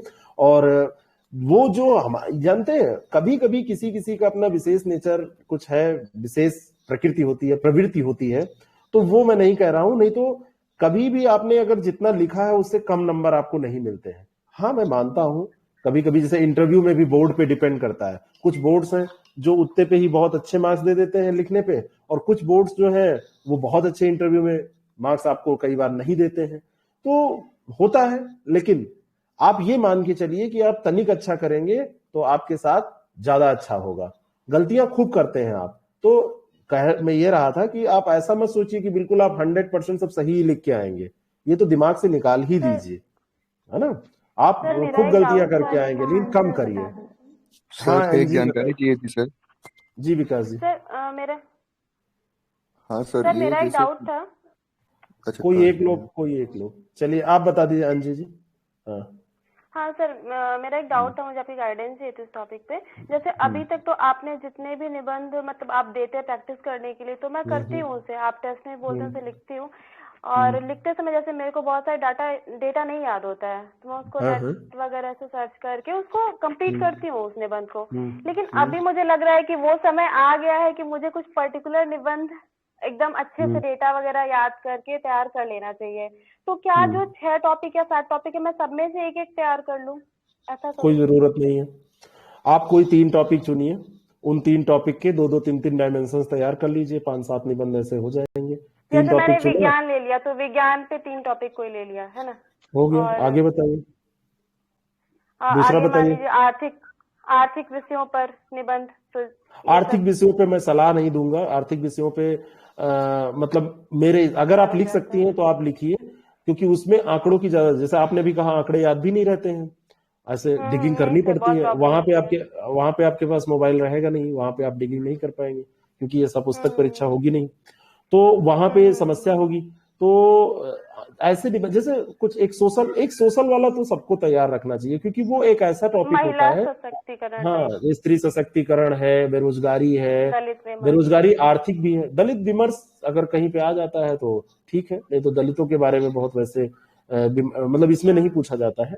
और दूसरी चीज ये है, जैसे आपने हाँ सामाजिक मुद्दे के लिए तैयार कर ले बस। साहित्य से संबंधित सर 2-1 टॉपिक जो आपको लग रहा हाँ, साहित्य में देखिए, साहित्य में तो मिलते जुलते सर जितने साहित्य भी में तो नहीं टॉपिक लिख पाते हम आप छोड़ दीजिए, जो लिख पाए वो लिखें, है ना। सर लेकिन दिखता सारे है। तैयार राजनीतिक करने वाला, चाहिए। राजनीतिक एक कैसा सेकंड। होगा सर?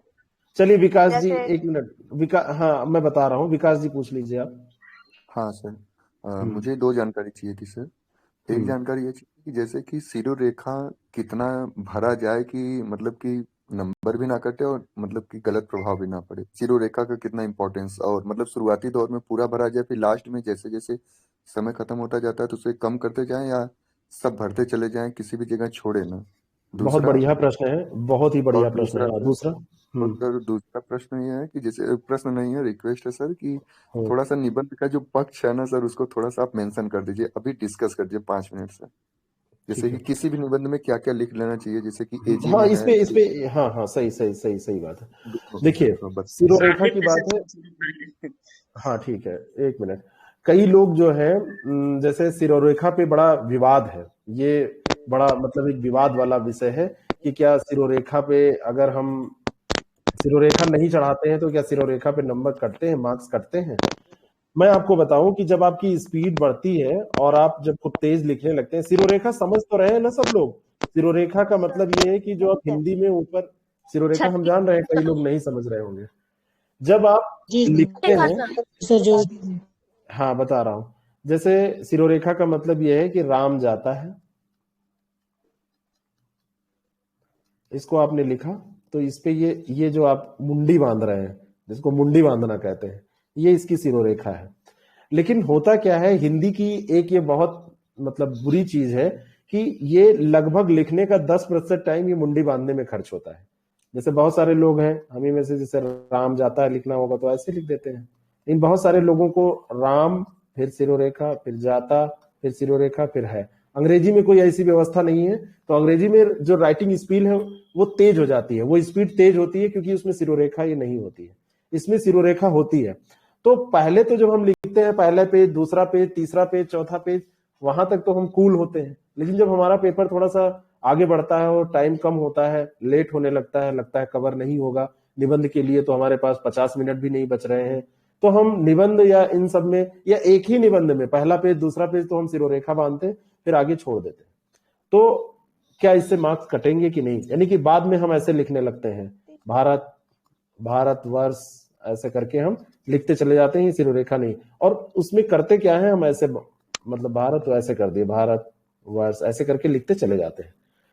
सिरोरेखा ना लगाने से मार्क्स कटते हैं या नहीं कटते हैं, इस पे ये डिपेंड ये करता है कि आपने अगर शुरू से, जैसे विकास जी ने कहा कि हम शुरू में के पेजों में लगा रहे हैं, बाद में नहीं लगा रहे हैं, तो एग्जामिनर को ये समझ में आ जाता है कि बच्चा सिरोरेखा लगाना चाहता था, इसकी राइटिंग अच्छी थी और बिल्कुल नियम कानून के तहत ये लिख रहा था। सिरोरेखा हिंदी की क्योंकि राइटिंग में उसका महत्व है तो लगा रहा था ये, लेकिन बाद में इसके पास समय कम पड़ा है, कंटेंट ज्यादा था बच्चे के पास, बच्चा लिखना चाहता था, तो इसने क्या किया है, वो सिरोरेखा लगाना आगे छोड़ दिया है। तो ऐसी दशा में मार्क्स नहीं कटते हैं। लेकिन आपने पहले पेज से ही शुरू किया या निबंध लिखना शुरू किया और शुरुआत से ही सिरोरेखा नहीं लगाई, तो माना जाता है कि आपने उदंडता की है और आपने बिल्कुल चैलेंज कर दिया है कि देखो हम सही नहीं लिखेंगे, नंबर देना हो दो, और कैसे नहीं दोगे नंबर। तो एग्जामिनर कहता है कैसे लोगे नंबर।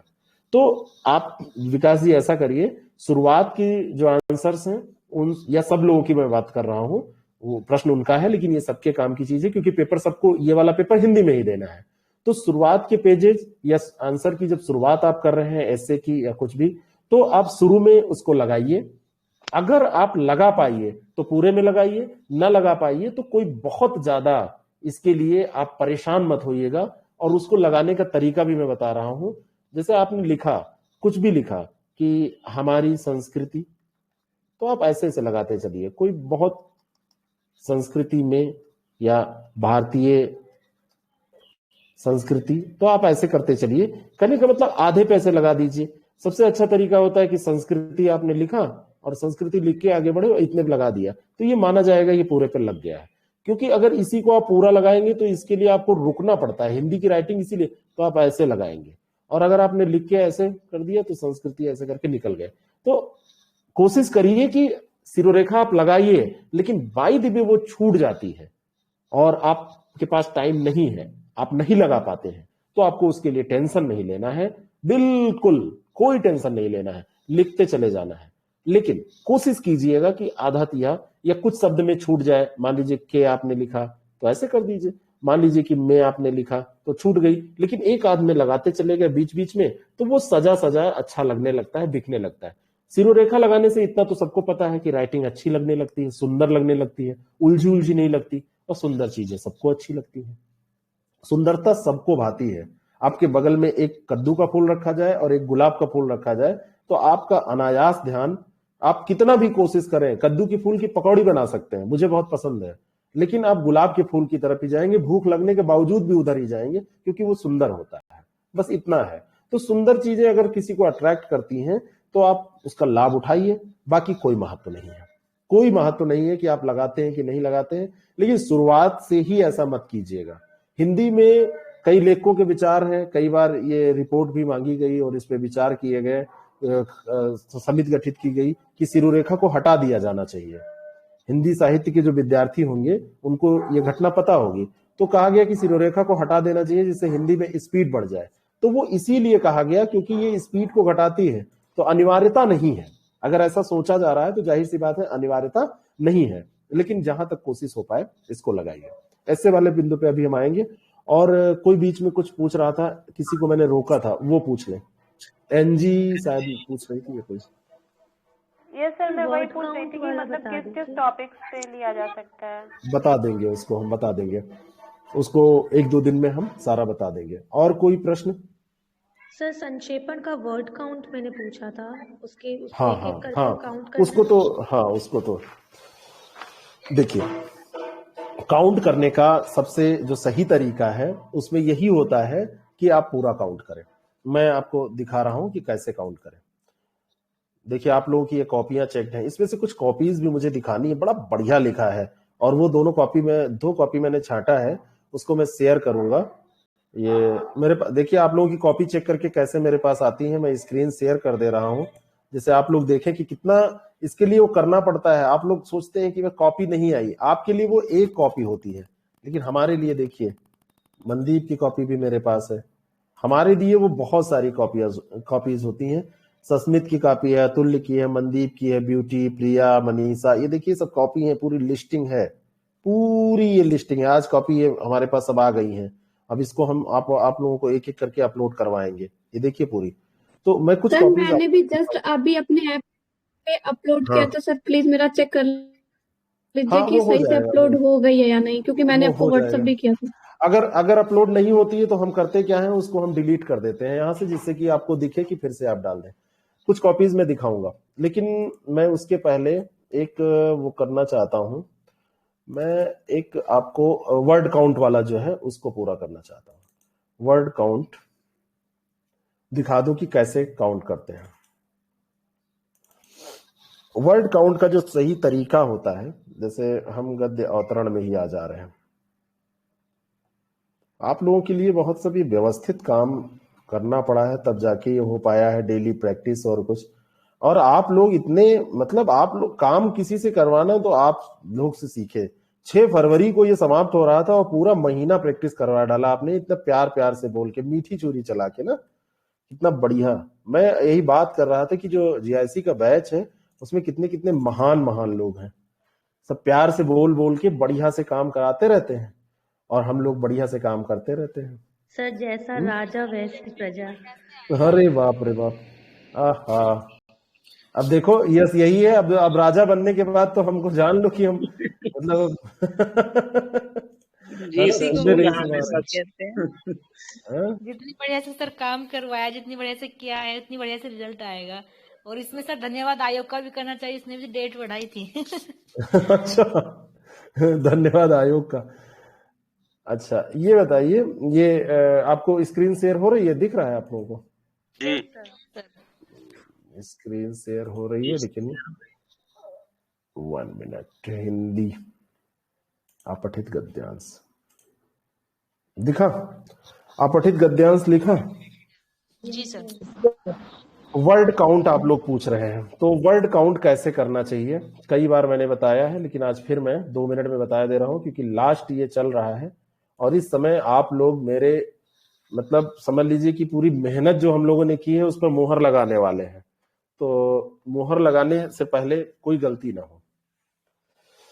तो देखिए, वर्ड काउंट जब आप करते हैं तो इनका प्रश्न ये था कि एक लाइन हम ऐसे गिन लें, 1 2 3 4 5 6 7 8 9 10 11 12 13 14 15 16 17 18 19 20, और फिर ये कह रही हैं 1 2 3 4 5 6 7 8, तो इस हिसाब से हो गया लगभग 160। ठीक है, अब इसको हम जरा गिन के देखते हैं।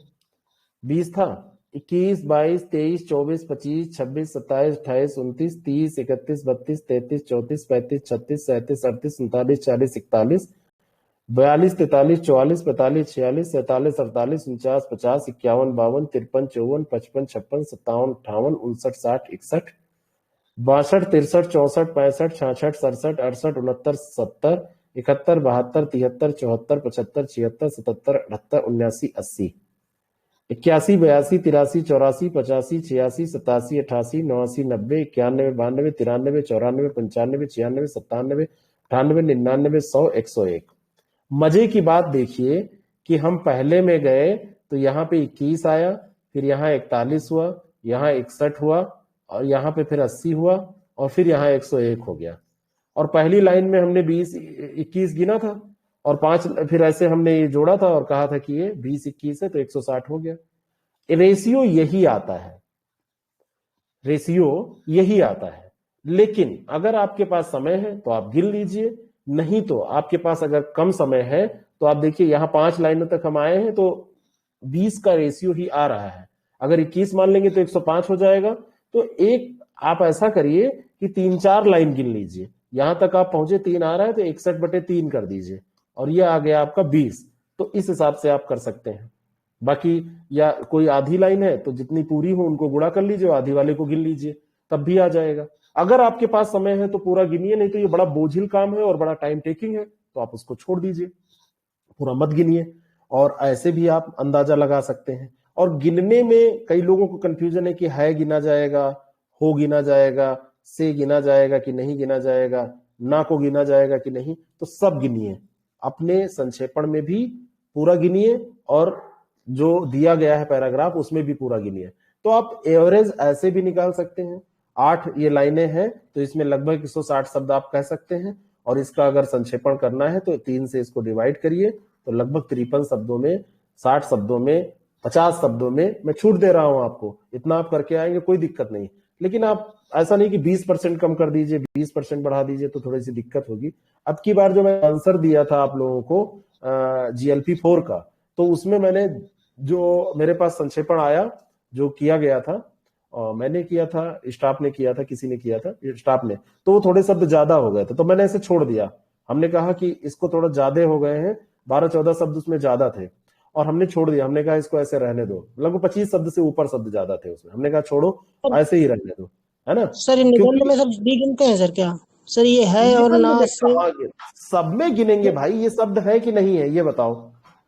है अच्छा शब्द है कि नहीं है? बिल्कुल गिनेंगे। ये पता नहीं किसने अफवाह फैला दिया है कि ये नहीं गिना जाता है।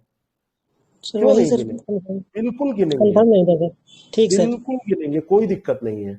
और मान लो कि उसको आप बता रहे हैं कि नहीं गिना जाता है, तो पूरे निबंध में मान लो कि वो 50 शब्द ऐसे आ जाएंगे तो उससे कुछ अंतर नहीं पड़ने वाला है। संक्षेपण में अगर आप अपने पैराग्राफ जो दिया गया है उसमें गिनेंगे तो आप जो संक्षेपण करेंगे उसमें गिनेंगे, तो वो 1/3 वाला रेशियो बना रहेगा, है ना। अगर आपने पैराग्राफ में भी गिन लिया और अपने आंसर में भी, तो रेशियो तो वही बना हुआ है ना 1/3 वाला।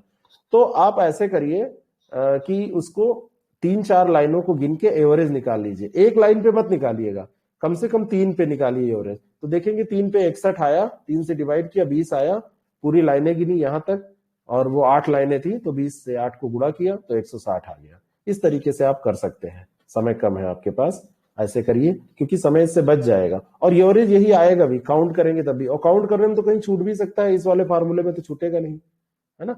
यहाँ भी जैसे, या बीच बीच के 3 ले लीजिए, लगातार 3 ना लीजिए, एक ये ले लीजिए, एक इसका, इसको चलो गिनते हैं। इस वाले को 1 2 3 4 5 6 7 8 9 10 11 12 13 14 15 16 17 18 19 20 21। देखो इसमें भी 21 आ रहा है, पहले में भी 21 था, तो 20 का एवरेज आपने किया और इसको कर लिया ऐसे। बाद में 1-2 शब्द और बढ़ा घटा दिए। अगर 21-21 कहीं में आ रहा है तो लास्ट में 5 लाइनों के हिसाब से आपने जोड़ दिया, उसमें आधा कर दीजिए उसको। 8 लाइनों की जगह पे 21 शब्द थे, एक एक तो 4 और बढ़ा दीजिए, कुछ में 20 है कुछ में 21 है, तो ये मोटे तौर पर आप निकाल सकते हैं ऐसे। ठीक है, अगला कोई प्रश्न? सर एक रिक्वेस्ट है कि निबंध के आपने बोला था कि देंगे एग्जाम से पहले, तो वैसे तो प्रैक्टिस में लेकिन अगर देते थे हाँ उसको दे देंगे। और उसी दिन, आज लेट भी हो रहा है, उसी दिन हम क्या करेंगे, क्योंकि हमको अभी एक सेशन लेना है, तो अभी एक प्रश्न उनका है जो विकास जी ने पूछा था, वो निबंध वाला, कि निबंध किसी भी उस पे, चलिए थोड़ा सा बता ही देते हैं। निबंध किसी भी विषय पर जब आप लिखें तो उसमें क्या निश्चित फॉलो करना है, 5 मिनट में हम लोग इसको कर ले रहे हैं कि जो चीज हर हाल में हमको करनी ही है, उसको कर लेते हैं।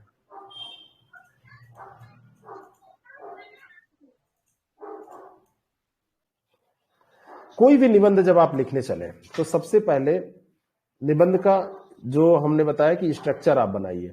मान लीजिए कि आपने लिखा कोरोना, एक सामान्य सा कोविड-19 पे आप लिखने जा रहे हैं, तो इसपे जो बेसिक स्ट्रक्चर बनेगा वो क्या बनेगा। मैं स्क्रीन पहले चेंज करता हूं क्योंकि स्क्रीन जो है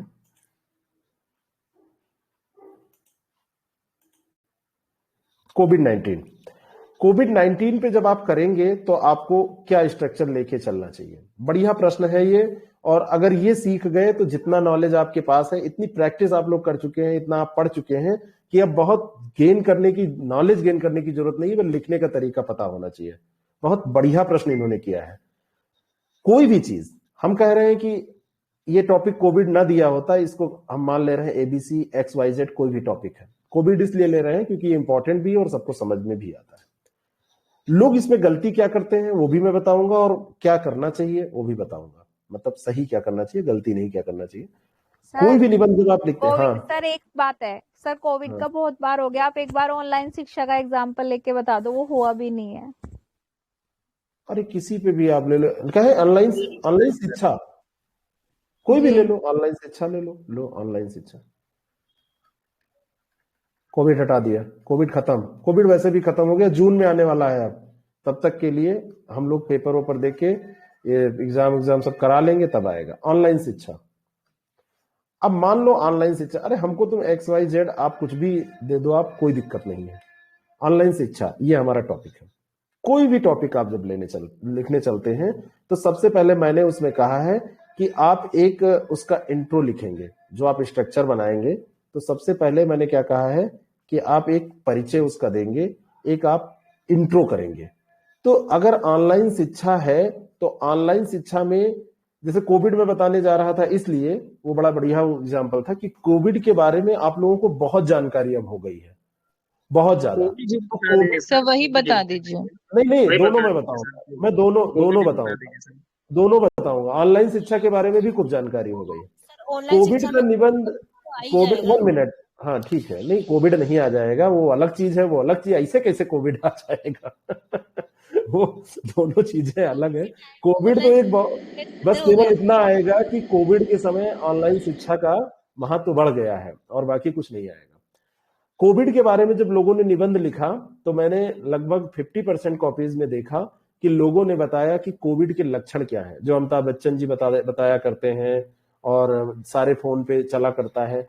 तो लक्षणों में लिखा सर्दी आती है, खांसी जुकाम बुखार आने लगता है, फेफड़ों में पानी भर जाता है, ये सब खूब लिखा। और ये इतना लिखा कि इन्होंने 2-2 पेज भर दिए। दूसरा, कोविड पे तो सबसे ज्यादा लोगों ने कहा वुहान में ये यहाँ से शुरू हुआ था, फिर ऐसे गया, फिर विश्व स्तर पर फैला, फिर लोग प्लेन में बैठ के इधर उधर जा रहे थे, तो एक लोगों को हुआ, दूसरों को हुआ, तीसरों को हुआ, चौथों को हुआ, और फिर धीरे धीरे फैलता चला गया। भारत में सबसे पहले केरल में आया। इस सब का कोई मतलब नहीं है, कहीं दूर दूर तक कोई मतलब नहीं है। परिचय में आप 2 पेज खर्च कर डालते हैं, कोई मतलब नहीं है। इसलिए मतलब नहीं है क्योंकि आपसे निबंध कोरोना भले लिख दिया गया कोविड-19, लेकिन आपसे निबंध के रूप में उससे आशा क्या की जाती है? जैसे लिख दिया गया ऑनलाइन शिक्षा, तो निबंध के तौर पर आपसे क्या अपेक्षा की जाती है कि ऑनलाइन शिक्षा में आप क्या लिखेंगे? ऑनलाइन शिक्षा में अगर आप इंजीनियर हैं तो इंजीनियरिंग किए हुए हैं तो आप लिखना चालू करेंगे तो आप सॉफ्टवेयर हार्डवेयर के बारे में लिख डालेंगे। अगर ऑनलाइन शिक्षा के बारे में आप लिखने चलेंगे और आप एक डॉक्टर हैं तो आप ऑनलाइन शिक्षा के बारे में सोचेंगे कि दिमाग कैसे काम करता है। अगर आप एक टीचर हैं तो ऑनलाइन शिक्षा के बारे में आप उस तरीके से विचार व्यक्त करेंगे। तो इस तरीके से तो एक एक किताबें लिखी जा सकती हैं, लेकिन जब निबंध हम लिखते हैं तो हमको सब कुछ थोड़ा थोड़ा लिखना होता है। और सब कुछ लिखने के क्रम में ऐसा नहीं है कि आप पूरा लिख डालेंगे, सब पूरा व्याख्या कर डालेंगे। हमको इंट्रो देना होता है केवल। जैसे कोविड के बारे में इतनी जानकारी हमारे दिमाग में घूम रही है तो हमको लिखना केवल ये था कि कोविड-19 कैसे बीमारी फैली, एक लाइन दो लाइन में, और इसका कारक क्या था। कैसे फैली में ही लिखेंगे कि ये वायरस डिजीज है, वायरल डिजीज है, या फिर बैक्टीरिया से है, या किससे फैलती है। तो ऐसा लिख के और हम आगे बढ़ जाते, थोड़ा सा उसके लिख देते लक्षण दो लाइन में कि इससे क्या होता है, श्वास नली में कैसे समस्या हो जाती है, क्या क्या इसके। अभी लक्षणों की पूरी सूची गिनाना कोई जरूरी नहीं, दो लाइन में लिख के, और फिर इससे मृत्यु तक हो सकती है। लेकिन ऐसा नहीं है कि सारे लोग मर ही गए। और 2 पेज में आज लंबा सा नोट लिखते हैं तो लगता है कि तब ये तो बिल्कुल तबाही मचा देगी, सब खत्म। फिर कैसे ये पेंडेमिक एपिडेमिक से कैसे ये धीरे धीरे इसने यात्रा तय की, फिर पहला फेज, दूसरा फेज, ऐसे ऐसे आया, 60 में करते निकल जाएंगे। अब बहुत लोग फिर पेंडेमिक और एपिडेमिक और दुनिया भर का सब समझाना शुरू करते हैं, आधा आधा पेज लिखते हैं। उस पर अलग इससे लिखा जा सकता है, उसको यहां पर इतना व्याख्या करने की जरूरत नहीं है। ऑनलाइन शिक्षा पे हम स्ट्रक्चर बनाते हैं। जो भूमिका होगी आपकी, सबसे पहले जिसको आप इंट्रो कहते हैं या भूमिका कहते हैं, उसमें भूमिका वास्तव में होती क्या है, ये एक अंग्रेजी में जो शब्द इंट्रोडक्शन है, ये यही भूमिका होती है, इंट्रो यही होता है। और यहां पर हम क्या करते हैं, जो हमारा टॉपिक है उसके बारे में हम लिखने क्या वाले हैं इस पूरे निबंध में, उसको बताने की कोशिश करते हैं। तो ऑनलाइन शिक्षा क्या है, पहला शब्द, फिर ये क्यों जरूरी है, दूसरा शब्द, कैसे संभव है, तीसरा शब्द,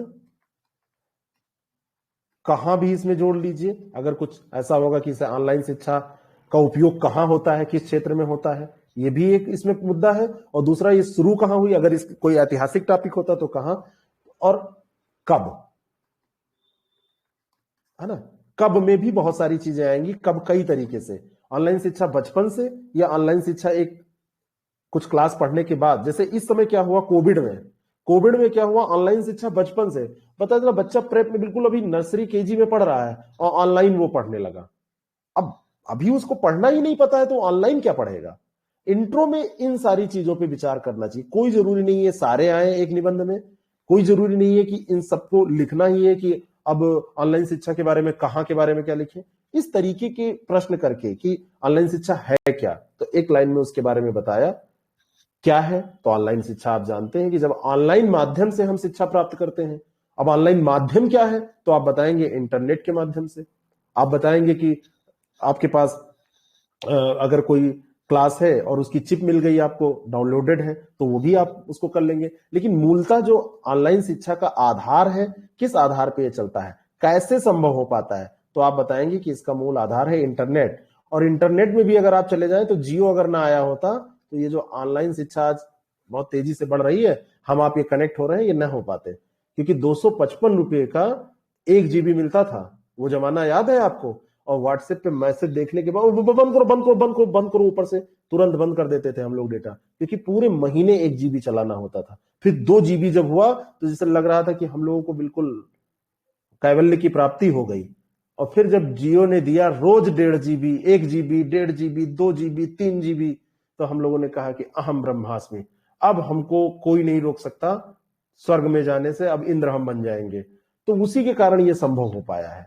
तो यहां पर थोड़ा सा इंट्रोडक्शन में ये आप लिखिए कि ये क्या है, क्यों इसकी जरूरत पड़ी, जैसे तो वहां पे आप थोड़ा सा डाल दीजिए कि कोरोना के दौरान इसका हमने फायदा देखा है, इसका लाभ क्या है, और फिर कैसे ये संभव हो पाई, तो इंटरनेट के जरिए। कहां, तो कहीं से भी इसका उपयोग हम कर सकते हैं। इंफ्रास्ट्रक्चर में छोटा सा चाहिए, इंटरनेट आपके मोबाइल में होना चाहिए, वो चाहे सिम के माध्यम से हो, चाहे वो वाईफाई के माध्यम से हो, जैसे भी हो, सैटेलाइट के माध्यम से भी अब आने जा रहा है, जैसे भी हो। तो इस तरीके से इसका आप इंट्रो करेंगे। लेकिन ये महज इंट्रो है। इंट्रो के बाद में जब आप आएंगे मुख्य भाग में, मुख्य भाग जिसको बॉडी पैराग्राफ कहते हैं, तो बॉडी पैराग्राफ में अब यहां थोड़ा सा आपने झलक दिखलाया है कि क्या क्या है यहां पर। उसके बाद में बॉडी पैराग्राफ में आपको मुख्य रूप से जो निबंध है उसको लिखना है। यहां पे लिख दिया गया ऑनलाइन शिक्षा, तो बहुत लोग क्या करेंगे, केवल ऑनलाइन शिक्षा के बारे में बताते चले जाएंगे। ना ना, अब यहां पर ऑनलाइन शिक्षा की आवश्यकता एक होगा, बहुत महत्वपूर्ण यहां का सेगमेंट, कि इसकी आवश्यकता क्यों पड़ी। तब आप उसमें बताएंगे कि इसके, चाहे उसको आवश्यकता आप कह दीजिए, और या इसको दूसरे रूप में आप इसके लाभ या फायदे गिना सकते हैं। तब आप कहेंगे कि जब हमको कोरोना के समय फिजिकल दूरी बना के रखना था, संस्थान हमारे बंद हो गए थे, ऐसे समय में इसकी जरूरत। दूसरा, कोरोना मान लो ना आया होता तो क्या ऑनलाइन शिक्षा की वैल्यू नहीं थी, इसका महत्व नहीं था?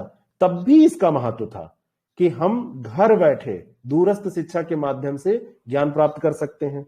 हम कम संसाधन में, कम पैसे में अपना पूरा कर सकते हैं, अपनी आवश्यकता पूरा कर सकते हैं। हम पूरे विश्व को ऑनलाइन शिक्षा के माध्यम से क्या किया, पूरे विश्व को एक स्कूल बना दिया गया।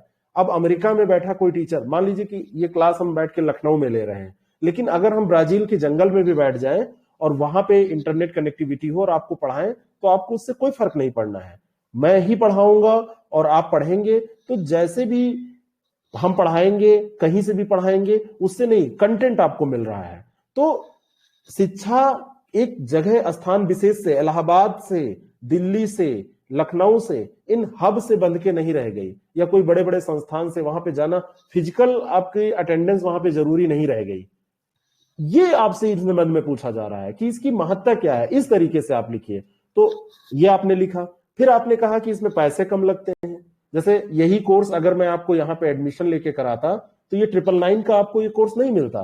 तब इसके लिए मैं, क्योंकि इंफ्रास्ट्रक्चर लगाता, आप यहाँ आते, आपके लिए पानी की व्यवस्था होती, चेयर की व्यवस्था होती, कई लोग चेयर का पेज खोल ले जाते हैं नीचे से, उसको लगवाना पड़ता, तो वो सारी फीस, यहाँ पे और अटेंडेंट स्टाफ बढ़ाना पड़ता मुझे, वो जो आप लोग गंदगी फैलाते उसके लिए सफाई कर्मी होता।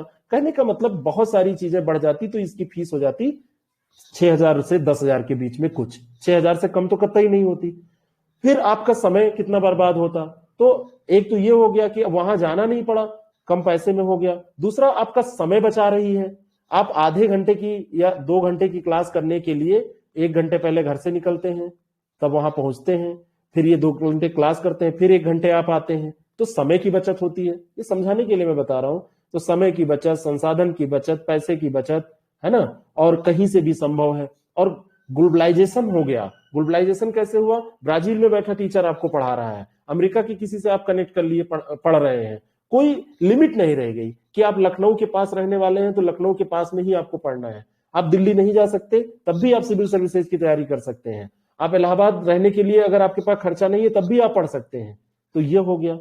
तो ये इसकी आवश्यकता या इसके महत्व पे आपने एक लिख दिया। और भी पॉइंट हो सकते हैं, आप सोच सकते हैं। आवश्यकता के बाद में तुरंत आप आएंगे कि इसके नुकसान क्या है, क्योंकि केवल फायदे हो किसी चीज के, ऐसा हो नहीं सकता। जो चीज आपकी लाइफ में है उसके फायदे अगर आपको नजर आ रहे हैं और केवल फायदे नजर आ रहे हैं, तो आप गलतफहमी में हैं। उसके नुकसान भी हैं। आप जो खाना खाते हैं, आप जो भी चीजें खाते पीते हैं, उसके फायदे हैं कि आपको एनर्जी मिलती है, लेकिन उसके नुकसान भी होते हैं। वो आपकी मशीन धीरे धीरे जो चल रही है ना, वो आपकी धीरे धीरे मशीन पुरानी हो रही है, कम हो रही, और अगर उसमें मसाला आपने लगा दिया, ज्यादा मसालेदार खा लिया, तब तो वो वैसे भी नुकसान करेंगे। और आप ये समझ लीजिए कि जीवन में कुछ भी आपके है, कुछ भी, उसमें फायदा नुकसान दोनों होता है। तो निबंध में भी ऐसे।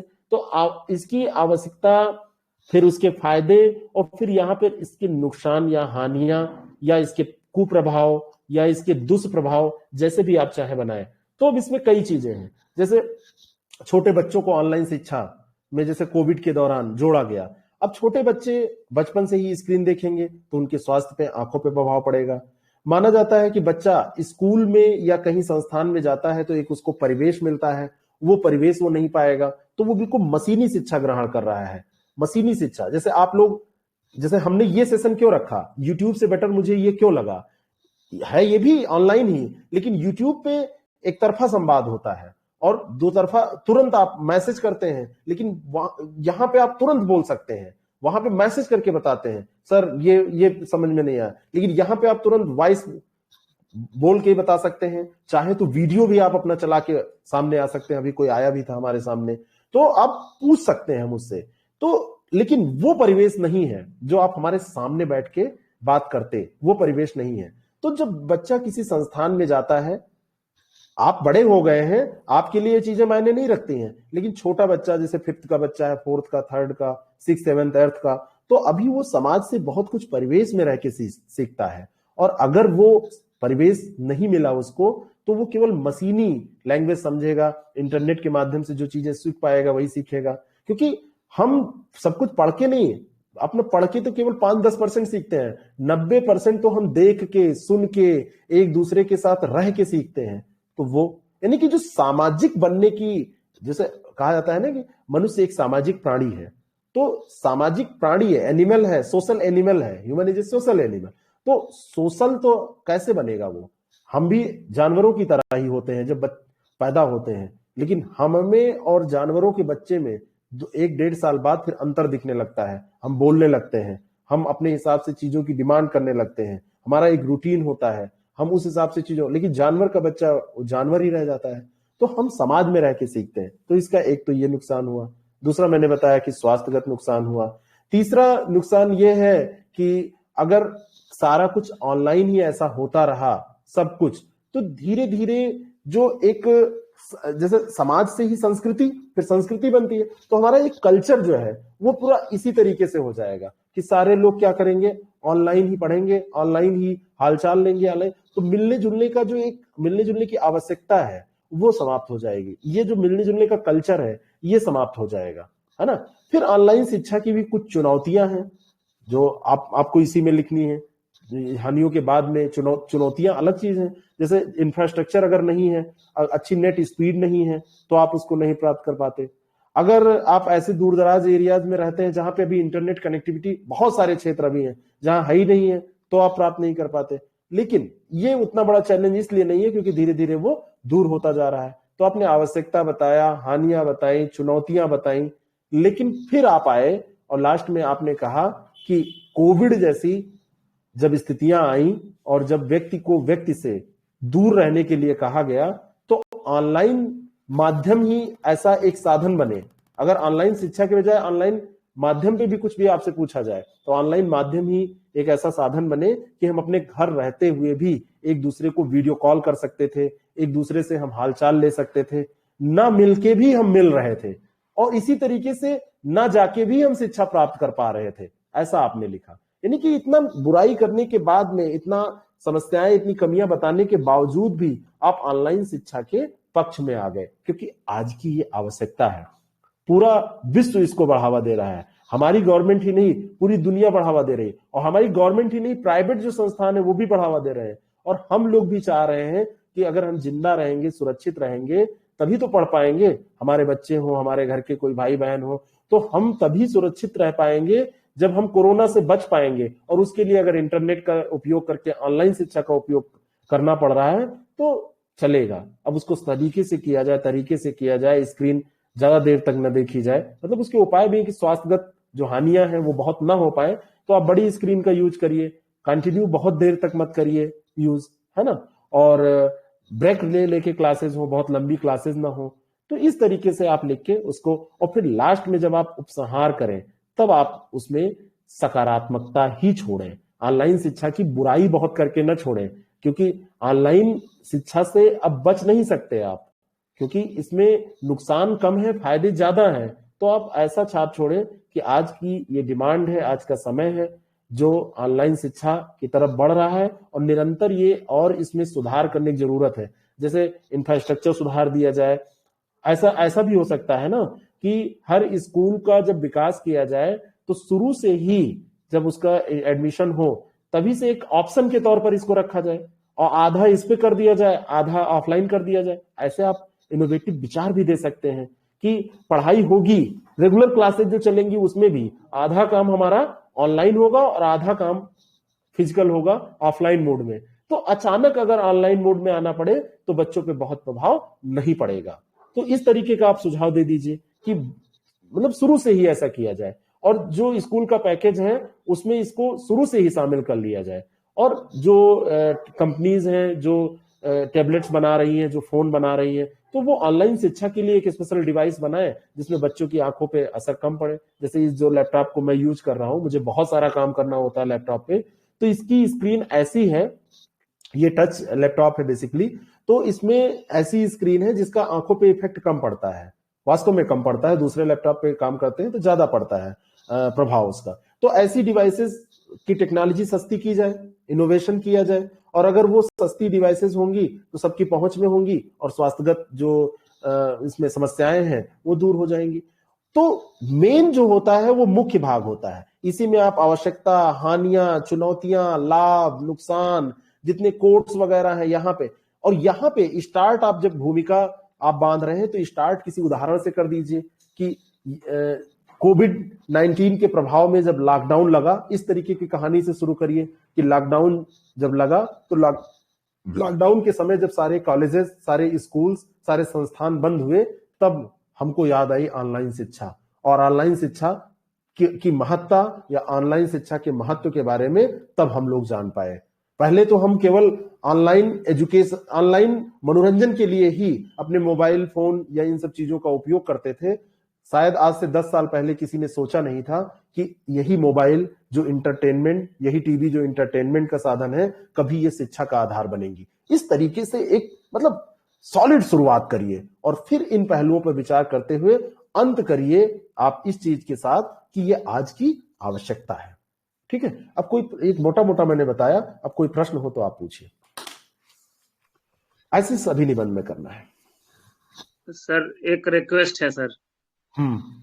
रिक्वेस्ट ये है सर कि चूंकि मैं चारों टेस्ट दे नहीं पाया और चारों की व्याख्या नहीं देख पाया, तो यदि एक जगह चारों टेस्ट पिनअप हो जाए और व्याख्या हो जाए तो हम ये तो आप व्याख्या कर मिल चुके जाए। हैं ना, ये तो आप शुरू में ही कहे हैं, तो ये हो जाएगा। इसको मैं कोशिश करूंगा इस निबंध से उसकी संबंधित व्याख्या पूरी। भी सर साथ में। हाँ, विकास जी और ये पूजा और कई लोग थी जो इन्होंने निबंध के बारे में, और ये ऑनलाइन शिक्षा टॉपिक किसने चेंज कराया था, वो कौन था?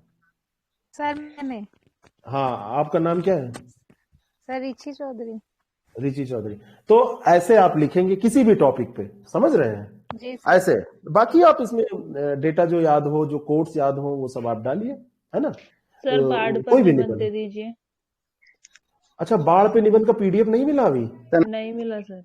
अरे बाप रे बाप, उसको बोला देखो, ये कभी कभी छूटता है। ठीक है, वो मिल जाएगा। और सर हाँ, नमस्कार कोटेशन नमस्कार। प्लीज थोड़ा जल्दी दे दीजिएगा। कोटेशंस अभी दे दे रहा, अभी बने रखे हैं। कोटेशंस पर्यायवाची। हाँ, पर्यायवाची नहीं मिला है? जी सर, जो मिला है थोड़ा और जो इस समय के हिसाब हो से गए, इम्पोर्टेंट आपके कोटेशन हिसाब और से लगे। थॉट्स कह रहे थे आप। हाँ, थॉट्स और कोटेशन अभी दिए दे रहे हैं जी, कोटेशन, थॉट्स, मॉडल पेपर, हाँ, पर्यायवाची। मॉडल पेपर तो सब दिए ही जाएंगे। हाँ रागनी जी सर बताइए। एक अच्छे के लिए सर। नेक्स्ट टेस्ट कब है सर? उसको और किससे हम रिलेट कर सकते हैं यदि प्रयोजनशीलता करके नहीं आता है तो? साहित्य वाला मैं बता दे रहा हूँ, मेरे पास पूरी लिस्ट है, जितना पूछा गया है मैं सारा बता दे रहा हूँ। मैंने आप लोगों को शेयर तो किया था, पता नहीं आप लोग उसको शेयर किया था, पूरी सूची शेयर की थी। आप लोग कुछ इधर उधर सब, मतलब आप लोगों का ध्यान रहता है ना कि बस कुछ हमको लिख के कोई सब दे दे, बस उसी यही सब सोचते हैं। कब होगा सर हिंदी के सर लिए? साहित्य का बता दीजिए सर। एक मिनट, नेक्स्ट टेस्ट अभी हम शेड्यूल कर रहे हैं सर बाढ़ का अभी तक साहित्य। अपलोड नहीं हुआ है। हाँ, बाढ़ वाला वो मैंने बोल दिया था।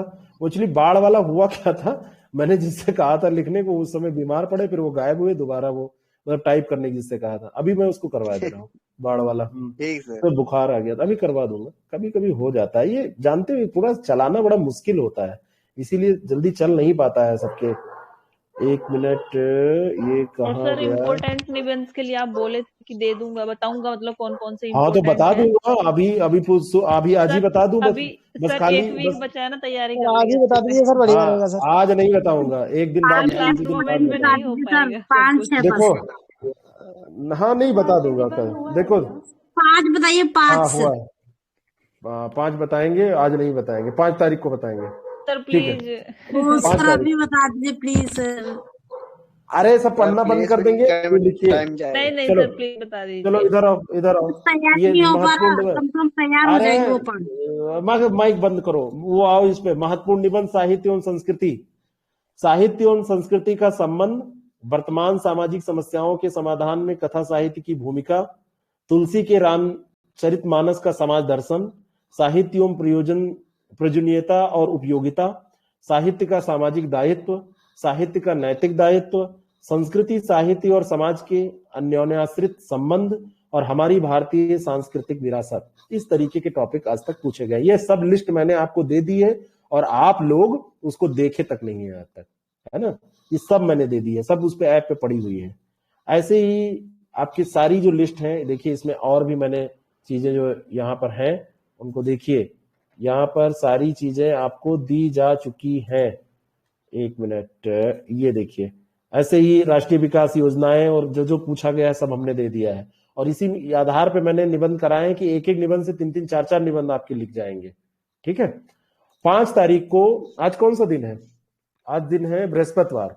शनिवार को मैं आऊंगा और शनिवार को मैं निबंध इंपॉर्टेंट आपको बता दूंगा। तब तक सब पढ़ते रहिए।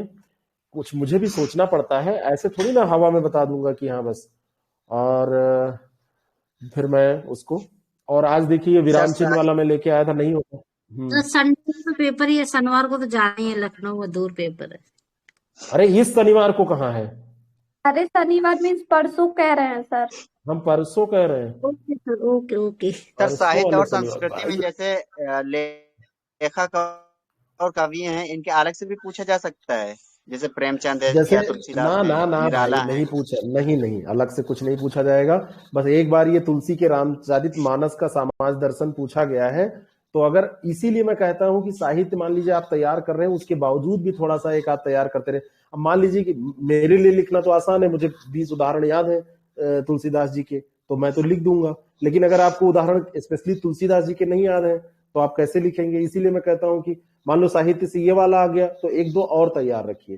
प्रेमचंद ऐसे नहीं पूछाएंगे, प्रेमचंद जी के बारे में। सर आप हाँ सब कॉपी डिस्कस करने के लिए कह रहे थे ना? हाँ यार, कॉपी डिस्कस करने के लिए, हाँ 2 कॉपीज मेरे पास है। मैं बस 1 मिनट रुकिए। वो बड़ी बढ़िया कॉपीज हैं, उनको मैं शेयर भी करना चाहूंगा उन लोगों की अनुमति से।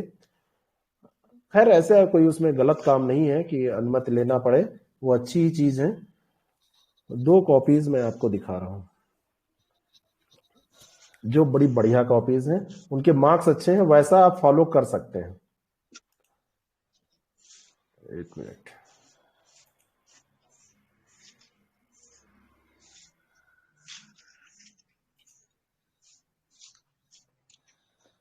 दिख रहा है आप लोगों को?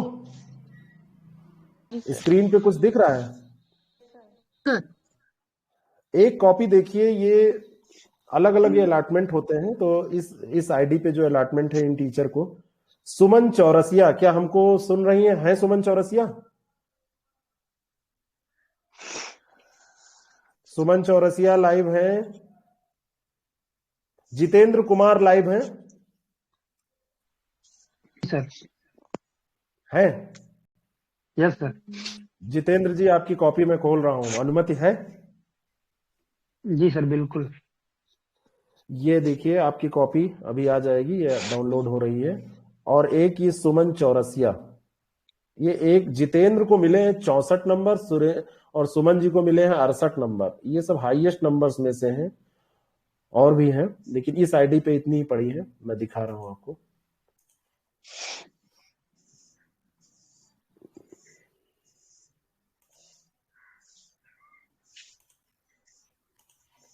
सुमन चौरसिया, सुमन चौरसिया डाउनलोड हो रही है। आप लोगों की कॉपी ऐसे ही डाउनलोड होती है, टाइम लगता है, एक लंबा प्रोसेस हो जाता है। सर संक्षेपण में उस भाव जो दिया रहता है उसको निकाल करके अपने हिसाब से लिखना रहता है, या कि फिर जो वो दिया रहता है बस उसी को लिखते चले? भाव जो रहेंगे वो पैराग्राफ के होंगे, शब्द जो होंगे, वाक्य जो होंगे, शब्द नहीं कहिए उसको, क्योंकि शब्द भी कई बार आपको लेने पड़ेंगे पैराग्राफ से, लेकिन जो वाक्य होगा वो आपका खुद का होगा, वो आप खुद बनाएंगे, वाक्य वहां से नहीं चुराएंगे, वाक्य कॉपी पेस्ट नहीं करेंगे, और जो शब्द होंगे उसको करेंगे। ये देखिए, ये कॉपी है, किसकी है? जितेंद्र सर जी ये की होता है ना कि ऊपर जो लिखा हुआ है उसी सुमन की। सीरियल से हम दें, संक्षेपण हाँ, करें। क्रम से ही देंगे, क्योंकि जो लेखक ने जो बात जैसे कही है वैसे। सर ये ऊपर कॉपी नीचे देखिए अगर जरा, हो जाए तो थोड़ा बहुत होगा चलेगा, लेकिन ऊपर नीचे कैसे? एक दिन मैंने उदाहरण दिया था ना, उदाहरण मैंने दिया था कि आप किसी से मिले, है ना, आपने किसी से मुलाकात की तो सबसे पहले उसको क्या कहेंगे कि जाओ, बाय बाय बाय, उसके बाद कहेंगे पानी पी लो, फिर कहेंगे और क्या हाल चाल है, ऐसे तो कहेंगे नहीं, एक क्रम होता है ना, तो उसी क्रम के हिसाब से आप चलेंगे। देखिए सर ये कॉपी सर जरा एक चीज, देखिए। सर आपने हाँ मेरी बताइए, कॉपी चेक नहीं की है शायद, मैंने उसमें कौन इसीलिए सी? आपको बोला था क्योंकि नाम मैंने बताइए, सर जो कौन बोल रहा है, कौन सर बोल रहा है? स्नेह गुप्ता, सर स्नेह गुप्ता। हाँ, वो आज अभी आपने फोन किया तो था, वो चेक हो तो जाएगी सर उसमें मैं आपसे ये व्हाट्सएप पूछना पे। चाह रही थी सर, मैंने उसमें ये किया था कि मैंने पहले निंदा के बारे में इसी पैराग्राफ में संक्षेपण में बताया था, और निंदा के बारे में जो भी पैराग्राफ में बताया गया वो मैंने पहले ही बता दिया था कि निंदा ऐसा है और ये करने से ऐसा होता है। उसके बाद बढ़िया मैंने है, लिखा था लास्ट कोई में दिक्कत नहीं कि है, ऐसा ही मैंने अपने मित्र को करते हुए देखा, इसीलिए मैं आपसे कह रही बढ़िया। थी कि क्या इस तरह से लिख कोई सकते हैं? लिख सकते हैं, बिल्कुल लिख सकते हैं, क्योंकि देखिए ठीक है। हमने क्या कहा, भाव लेना है। देखिए पैराग्राफ पे भी तो डिपेंड करता है। अब जैसे जी सर। पैराग्राफ मान लीजिए है संचार पे, और पहले बताया संचार होता क्या है, फिर बताया संचार के प्रकार, और फिर बताया है उसने संचार के फायदे, फिर नुकसान, ऐसे बताया, तो आप नुकसान से नहीं शुरू कर सकते। लेकिन कोई जी थॉटफुल पैराग्राफ है, और थॉटफुल पैराग्राफ में क्रम का उतना महत्व नहीं है, तो आप कर सकते हैं। सब लोग ठीक है शांत सर। हो जाएं और बिल्कुल कंसंट्रेट होके जरा ये कॉपी देखें। ये कॉपी दिख रही है ना? ये दिख रही जितेंद्र जी की कॉपी ये है, सब दिख रही है। और इस कॉपी में देखिए ये 5 नंबर में मैंने इनको 3.5, ये मैंने चेक की है कॉपी, 3.5 नंबर इनको मैंने दिए हैं। एक इन्होंने मिस्टेक की है, उद्गम में माँ के नीचे हलंत लगना चाहिए था, उसको मैंने अंडरलाइन कर दिया है। बाकी इसमें मुझे हाथ लगाने का मन नहीं कर रहा था, लग रहा था कि भाई ऐसे ही रहे, गलती भी हो तब भी मैं छोड़ दूं। राइटिंग देखिए, वाक्य देखिए, इनकी भाषा देखिए, देखिए कितना बढ़िया। अब इन्होंने नहीं वाली गलती की है, गलती तो मैं घेरूंगा, गलती तो नहीं छोड़ूंगा। देखिए नहीं, इन्हीं पे मैं बता रहा था कि नहीं होता है ना, पे हा के ऊपर बिंदी होती है मात्रा के ऊपर, तो ये आप मत कीजिएगा जितेंद्र जी, आप मुझे सुन रहे हैं। बाकी ये इतना बढ़िया दिख नहीं रही सर थोड़ा दिख स्लो रही सर, दिख स्क्रीन रही। को इधर उधर सर हमें करिए। तो नहीं अरे वो तो देख मैं, लेंगे। हाँ वो आप मैं शेयर कर दूंगा, उसको देख लीजिएगा। आप लोग भी बच्चे वाली बात करने लगते हैं। सर ये इसको मैं कॉपी को ग्रुप में शेयर कर दीजिएगा ग्रुप में सर। हाँ यही कॉपी शेयर करूंगा, यही कॉपी मैं शेयर करूंगा, बिल्कुल परेशान मत होइए। इसको मुझे दिखाने दीजिए, इन्होंने कितना बढ़िया लिखा है, आप लोग इनको फॉलो करिए। देखिए ससंदर्भ व्याख्या में मैंने इनको ये टिप्पणी भी की है कि और लिखिए। परफेक्ट कुछ नहीं होता, परफेक्ट इनकी भी कॉपी नहीं है, लेकिन अच्छी कॉपी है। मार्क्स इनसे ज्यादा भी लोगों को मिले हैं, सुमन चौरसिया के मार्क्स इनसे भी ज्यादा हैं, लेकिन ये कॉपी सबसे अच्छी लगी मुझे। देखिए कितनी बढ़िया है। ऐसा आप लिख देंगे तो आपके 10% मार्क्स, आपको 60 मिलना होगा तो 65-66 मिल जाएंगे। देखिए कितना बढ़िया। गलतियां हैं, खूब गलतियां हैं इन्होंने। देखिए वाक्य वाले में एक भी शुद्ध नहीं लिखा है, जैसे क्या अभी तक भोजन नहीं किया है, क्या आपने अभी तक भोजन, एक तो नहीं का इनका ये कुछ गड़बड़ी है, ये हमेशा गलत लिख रहे हैं। तो क्या आपने अभी तक भोजन, हाँ तो इसको सही करिए। मैंने 2 कुत्तों को पढ़ते हुए देखा, ऐसा नहीं करना था, इसको था मैंने पढ़ते समय 2 कुत्तों को देखा। लिख दिया मैंने जो है। हाँ, आक्रमणकारियों ने पुनः नगर पर चढ़ाई दिया की। था जो है बाद में। इसका सही होगा आक्रमणकारियों ने नगर पर पुनः चढ़ाई की, है ना। तो ये तीनों आपके गलत हैं। अगर ये 3 सही होते तो आप हाईएस्ट नंबर पा जाते, आप और ज्यादा नंबर बढ़े, क्योंकि इसमें डायरेक्ट पूरे 3-3 नंबर मिलते। लेकिन आपने जो लिखा है, वो लिखने की जो स्टाइल है, जो गैपिंग है, देखिए इधर एक लाइन से दूसरे लाइन के बीच में जो गैप देना है, जो शब्द के आकार हैं आपके, जो जितना बड़ा लिखना चाहिए, जितना छोटा, और जितनी सफाई के साथ आपने लिखा है, ये बड़ा अच्छा लगा मुझे। पेपर आपने बहुत कुछ ये छोड़ दिया है, नहीं लिखा है, लेकिन इसको मैं अच्छा भी मानता हूं कि आपने ईमानदारी के साथ टेस्ट दिया है, इस कारण से भी ऐसा हुआ है। लेकिन ये देखिए इन्होंने एक डायग्राम बनाया है, इतना बढ़िया बना दिया है कि देख के ही सब समझ में आ जा रहा है। और इतना बढ़िया देखिए सजा दिया है इसको, एक एक बहुत बढ़िया। गलतियां की हैं इन्होंने, लेकिन जो लिखा है वो बिल्कुल सटीक लिखा है, बहुत बढ़िया है। और आपके मार्क्स जितना मैंने दिया है इससे कम ईश्वर चाहेगा तो नहीं होंगे, बस वो दिन आपका रहे। देखिए इन्होंने बहुत बढ़िया लिखा है, उदाहरण भी बढ़िया लिखे हैं, बढ़िया प्रयोग किया है, ठीक है। और निबंध भी बड़ा बढ़िया इन्होंने लिखा है। प्रकृति में मानवीय हस्तक्षेप में इसका प्रभाव, हवा की सरसराहट, चिड़िया की चहचहाहट, समुद्र का शोर, जंगलों में नाचते मोर, इनका नहीं कोई मोल क्योंकि प्रकृति है अनमोल। शुरुआत ऐसी होनी चाहिए, कुछ आप मतलब एक छाप छोड़ जाए। जब पूरा निबंध एग्जामिनर चेक कर रहा हो तो आपको बार बार बताना ना पड़े कि मुझे आता है, दिमाग में उसके चलता रहे कि हाँ देखो शुरुआत ही मैंने इतनी दमदार की थी। एक ये कॉपी मुझे बड़ी अच्छी लगी, इसको मैं शेयर करूंगा। और एक कॉपी है ये वाली, ये है सुमन चौरसिया की, बड़ी बढ़िया कॉपी ये भी है। वो लाइन लाइव नहीं है हमारे साथ इसमें, देखिए कितना बढ़िया। देखिए इन्होंने भी बहुत बढ़िया लिखा है, बहुत ही अच्छा लिखा है। मार्क्स इनके ज्यादा हैं, जितेंद्र जी से भी ज्यादा हैं। और कैसे लिखना चाहिए वैसा इन्होंने आपसे सीखिए, वैसा ही लिखा है जैसा लिखना चाहिए। मार्क्स मैंने खूब काटे हैं, उसके बावजूद भी इनको 68 नंबर मिल गए। ये कॉपी भी मैं शेयर करूंगा। खूब गलतियां इन्होंने भी की हैं, लेकिन लिखना कैसे है, कॉपी में कितना स्पेस रखना है, कितना गैप रखना है, दो प्रश्नों के बीच में कितना गैप देना है, ये सब बड़ा बढ़िया इनका है। तो ये दोनों कॉपीज मैं शेयर करूंगा। और अब हम लोग इस सेशन को समाप्त करेंगे, 2 घंटे होने वाले हैं और इसको आप देखिएगा, है ना। इन्होंने भी सशक्तिकरण पे, जब मैंने इनका निबंध पढ़ा, महिला स्त्री सशक्तिकरण पे इन्होंने लिखा है, महिला सशक्तिकरण का औचित्य, जग की तू आधार है, जग की तू निर्माण है, तुम बिन ये जीवन अधूरा, तुम बिन सूना संसार है। अच्छी स्टार्टिंग है। फिर सच ही कहा गया है, देखिए कोई लेखक ओखर नहीं लिखा इन्होंने, सच ही कहा गया है कि जिस घर में नारी का सम्मान नहीं होता वो घर कभी समृद्ध नहीं बन पाता। इसी प्रकार यदि राष्ट्र को सशक्त बनाना है तो महिलाओं को भी पुरुषों के समान अधिकार देना होगा। आगे क्या लिखना है इन्होंने पहली ही लाइन में छाप छोड़ दी।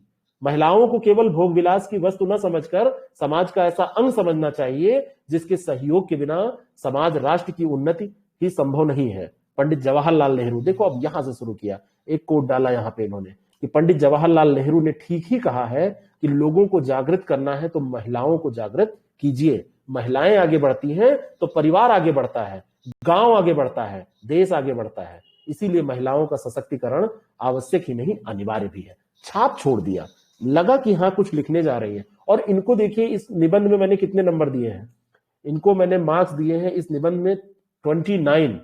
इससे कम मार्क्स इनको कोई नहीं दे सकता, इससे कम मार्क्स इनको कोई नहीं दे सकता। 39 इनको 50 में हिंदी में मिल गए और 29 यहाँ पर इनको इसमें मिल गए और 68 मार्क्स इनके हो गए। इससे कम इनके नहीं आएंगे। अगर ऐसा गुड मिला है निबंध में, गुड मिला है तो हाँ। वो गुड है आपको। और हाँ, आप कौन है बताइए, नाम बताइए। शिखा। शिखा, हाँ। तो आपकी कॉपी शायद अपलोड हो गई है ना जी। शिखा ओझा जी। हाँ हाँ हाँ, बहुत बढ़िया आपकी कॉपी भी है, बहुत अच्छा लिखा है आपने, आपकी राइटिंग भी बहुत अच्छी है, बहुत अच्छी है। सर उसमें एक पेज अपलोड नहीं हुआ था मेरा। हाँ कोई बात नहीं, है ना, कोई बात नहीं। तो ये देखिए शिखा को भी अच्छे मार्क्स आए हैं, मैंने इसमें देखा था। ये कई कॉपीज है, निबंध में अच्छे मिले हैं आपने, जो भी और गड़बड़ियां की होंगी इसलिए कटे होंगे। तो ये सारी कोई बात नहीं है, कोई बात नहीं है। प्रैक्टिस करते रहिए और ये अंतिम समय है। अब आप लोग बस प्रैक्टिस करके अपने को ये देखिए शिखा को 50 नंबर से ज्यादा मिले हैं, लेकिन निबंध में अच्छे इनके मार्क्स हैं। तो ये दोनों कॉपीज मैं शेयर करूंगा आप लोगों के बीच में, उसको आप लोग देखिएगा। और हम लोग जो है फिर मिलेंगे शनिवार को, मैं रख लेता हूं क्योंकि कल मेरा सेशन है आरओ वाले बैच में। मैं खाली किसी दिन नहीं रहता हूँ, शनिवार को शाम में हो सके तो सर रखिए। शनिवार शाम में कितने बजे? 4 बजे के बाद कभी भी रखिए सर। 4 बजे के बाद कभी भी, या 4 बजे भी रख सकते हैं सर, 4 बजे भी रख सकते हैं। अच्छा चलो देखते हैं, ग्रुप पे डिस्कस हो जाएगा। और एक चीज ये बताइए, आप लोगों का जो प्रैक्टिस सेशन है इसको बंद कर दिया जाए, आप लोग रिवीजन करिए। चलने दिया जाए। नहीं सर चलने दीजिए, और कुछ इम्पोर्टेंट पोर्शंस जो भी आप आगे कुछ ग्रुप में डालते रहिए। ठीक वर्ड्स देख लेते हैं, विलोम और पर्यायवाची। चलिए ठीक है। टेस्ट 5वां टेस्ट, इसकी कॉपीज 1-2 दिन में दे देते हैं। आज कितनी तारीख है? आज 3 तारीख है। अगर हम 6 तारीख 7 तारीख में ले लेंगे तो 4-5 दिन में कॉपी दे देंगे, क्योंकि 5 दिन से कम तो नहीं लगेगा, कॉपी बहुत हो जाती है।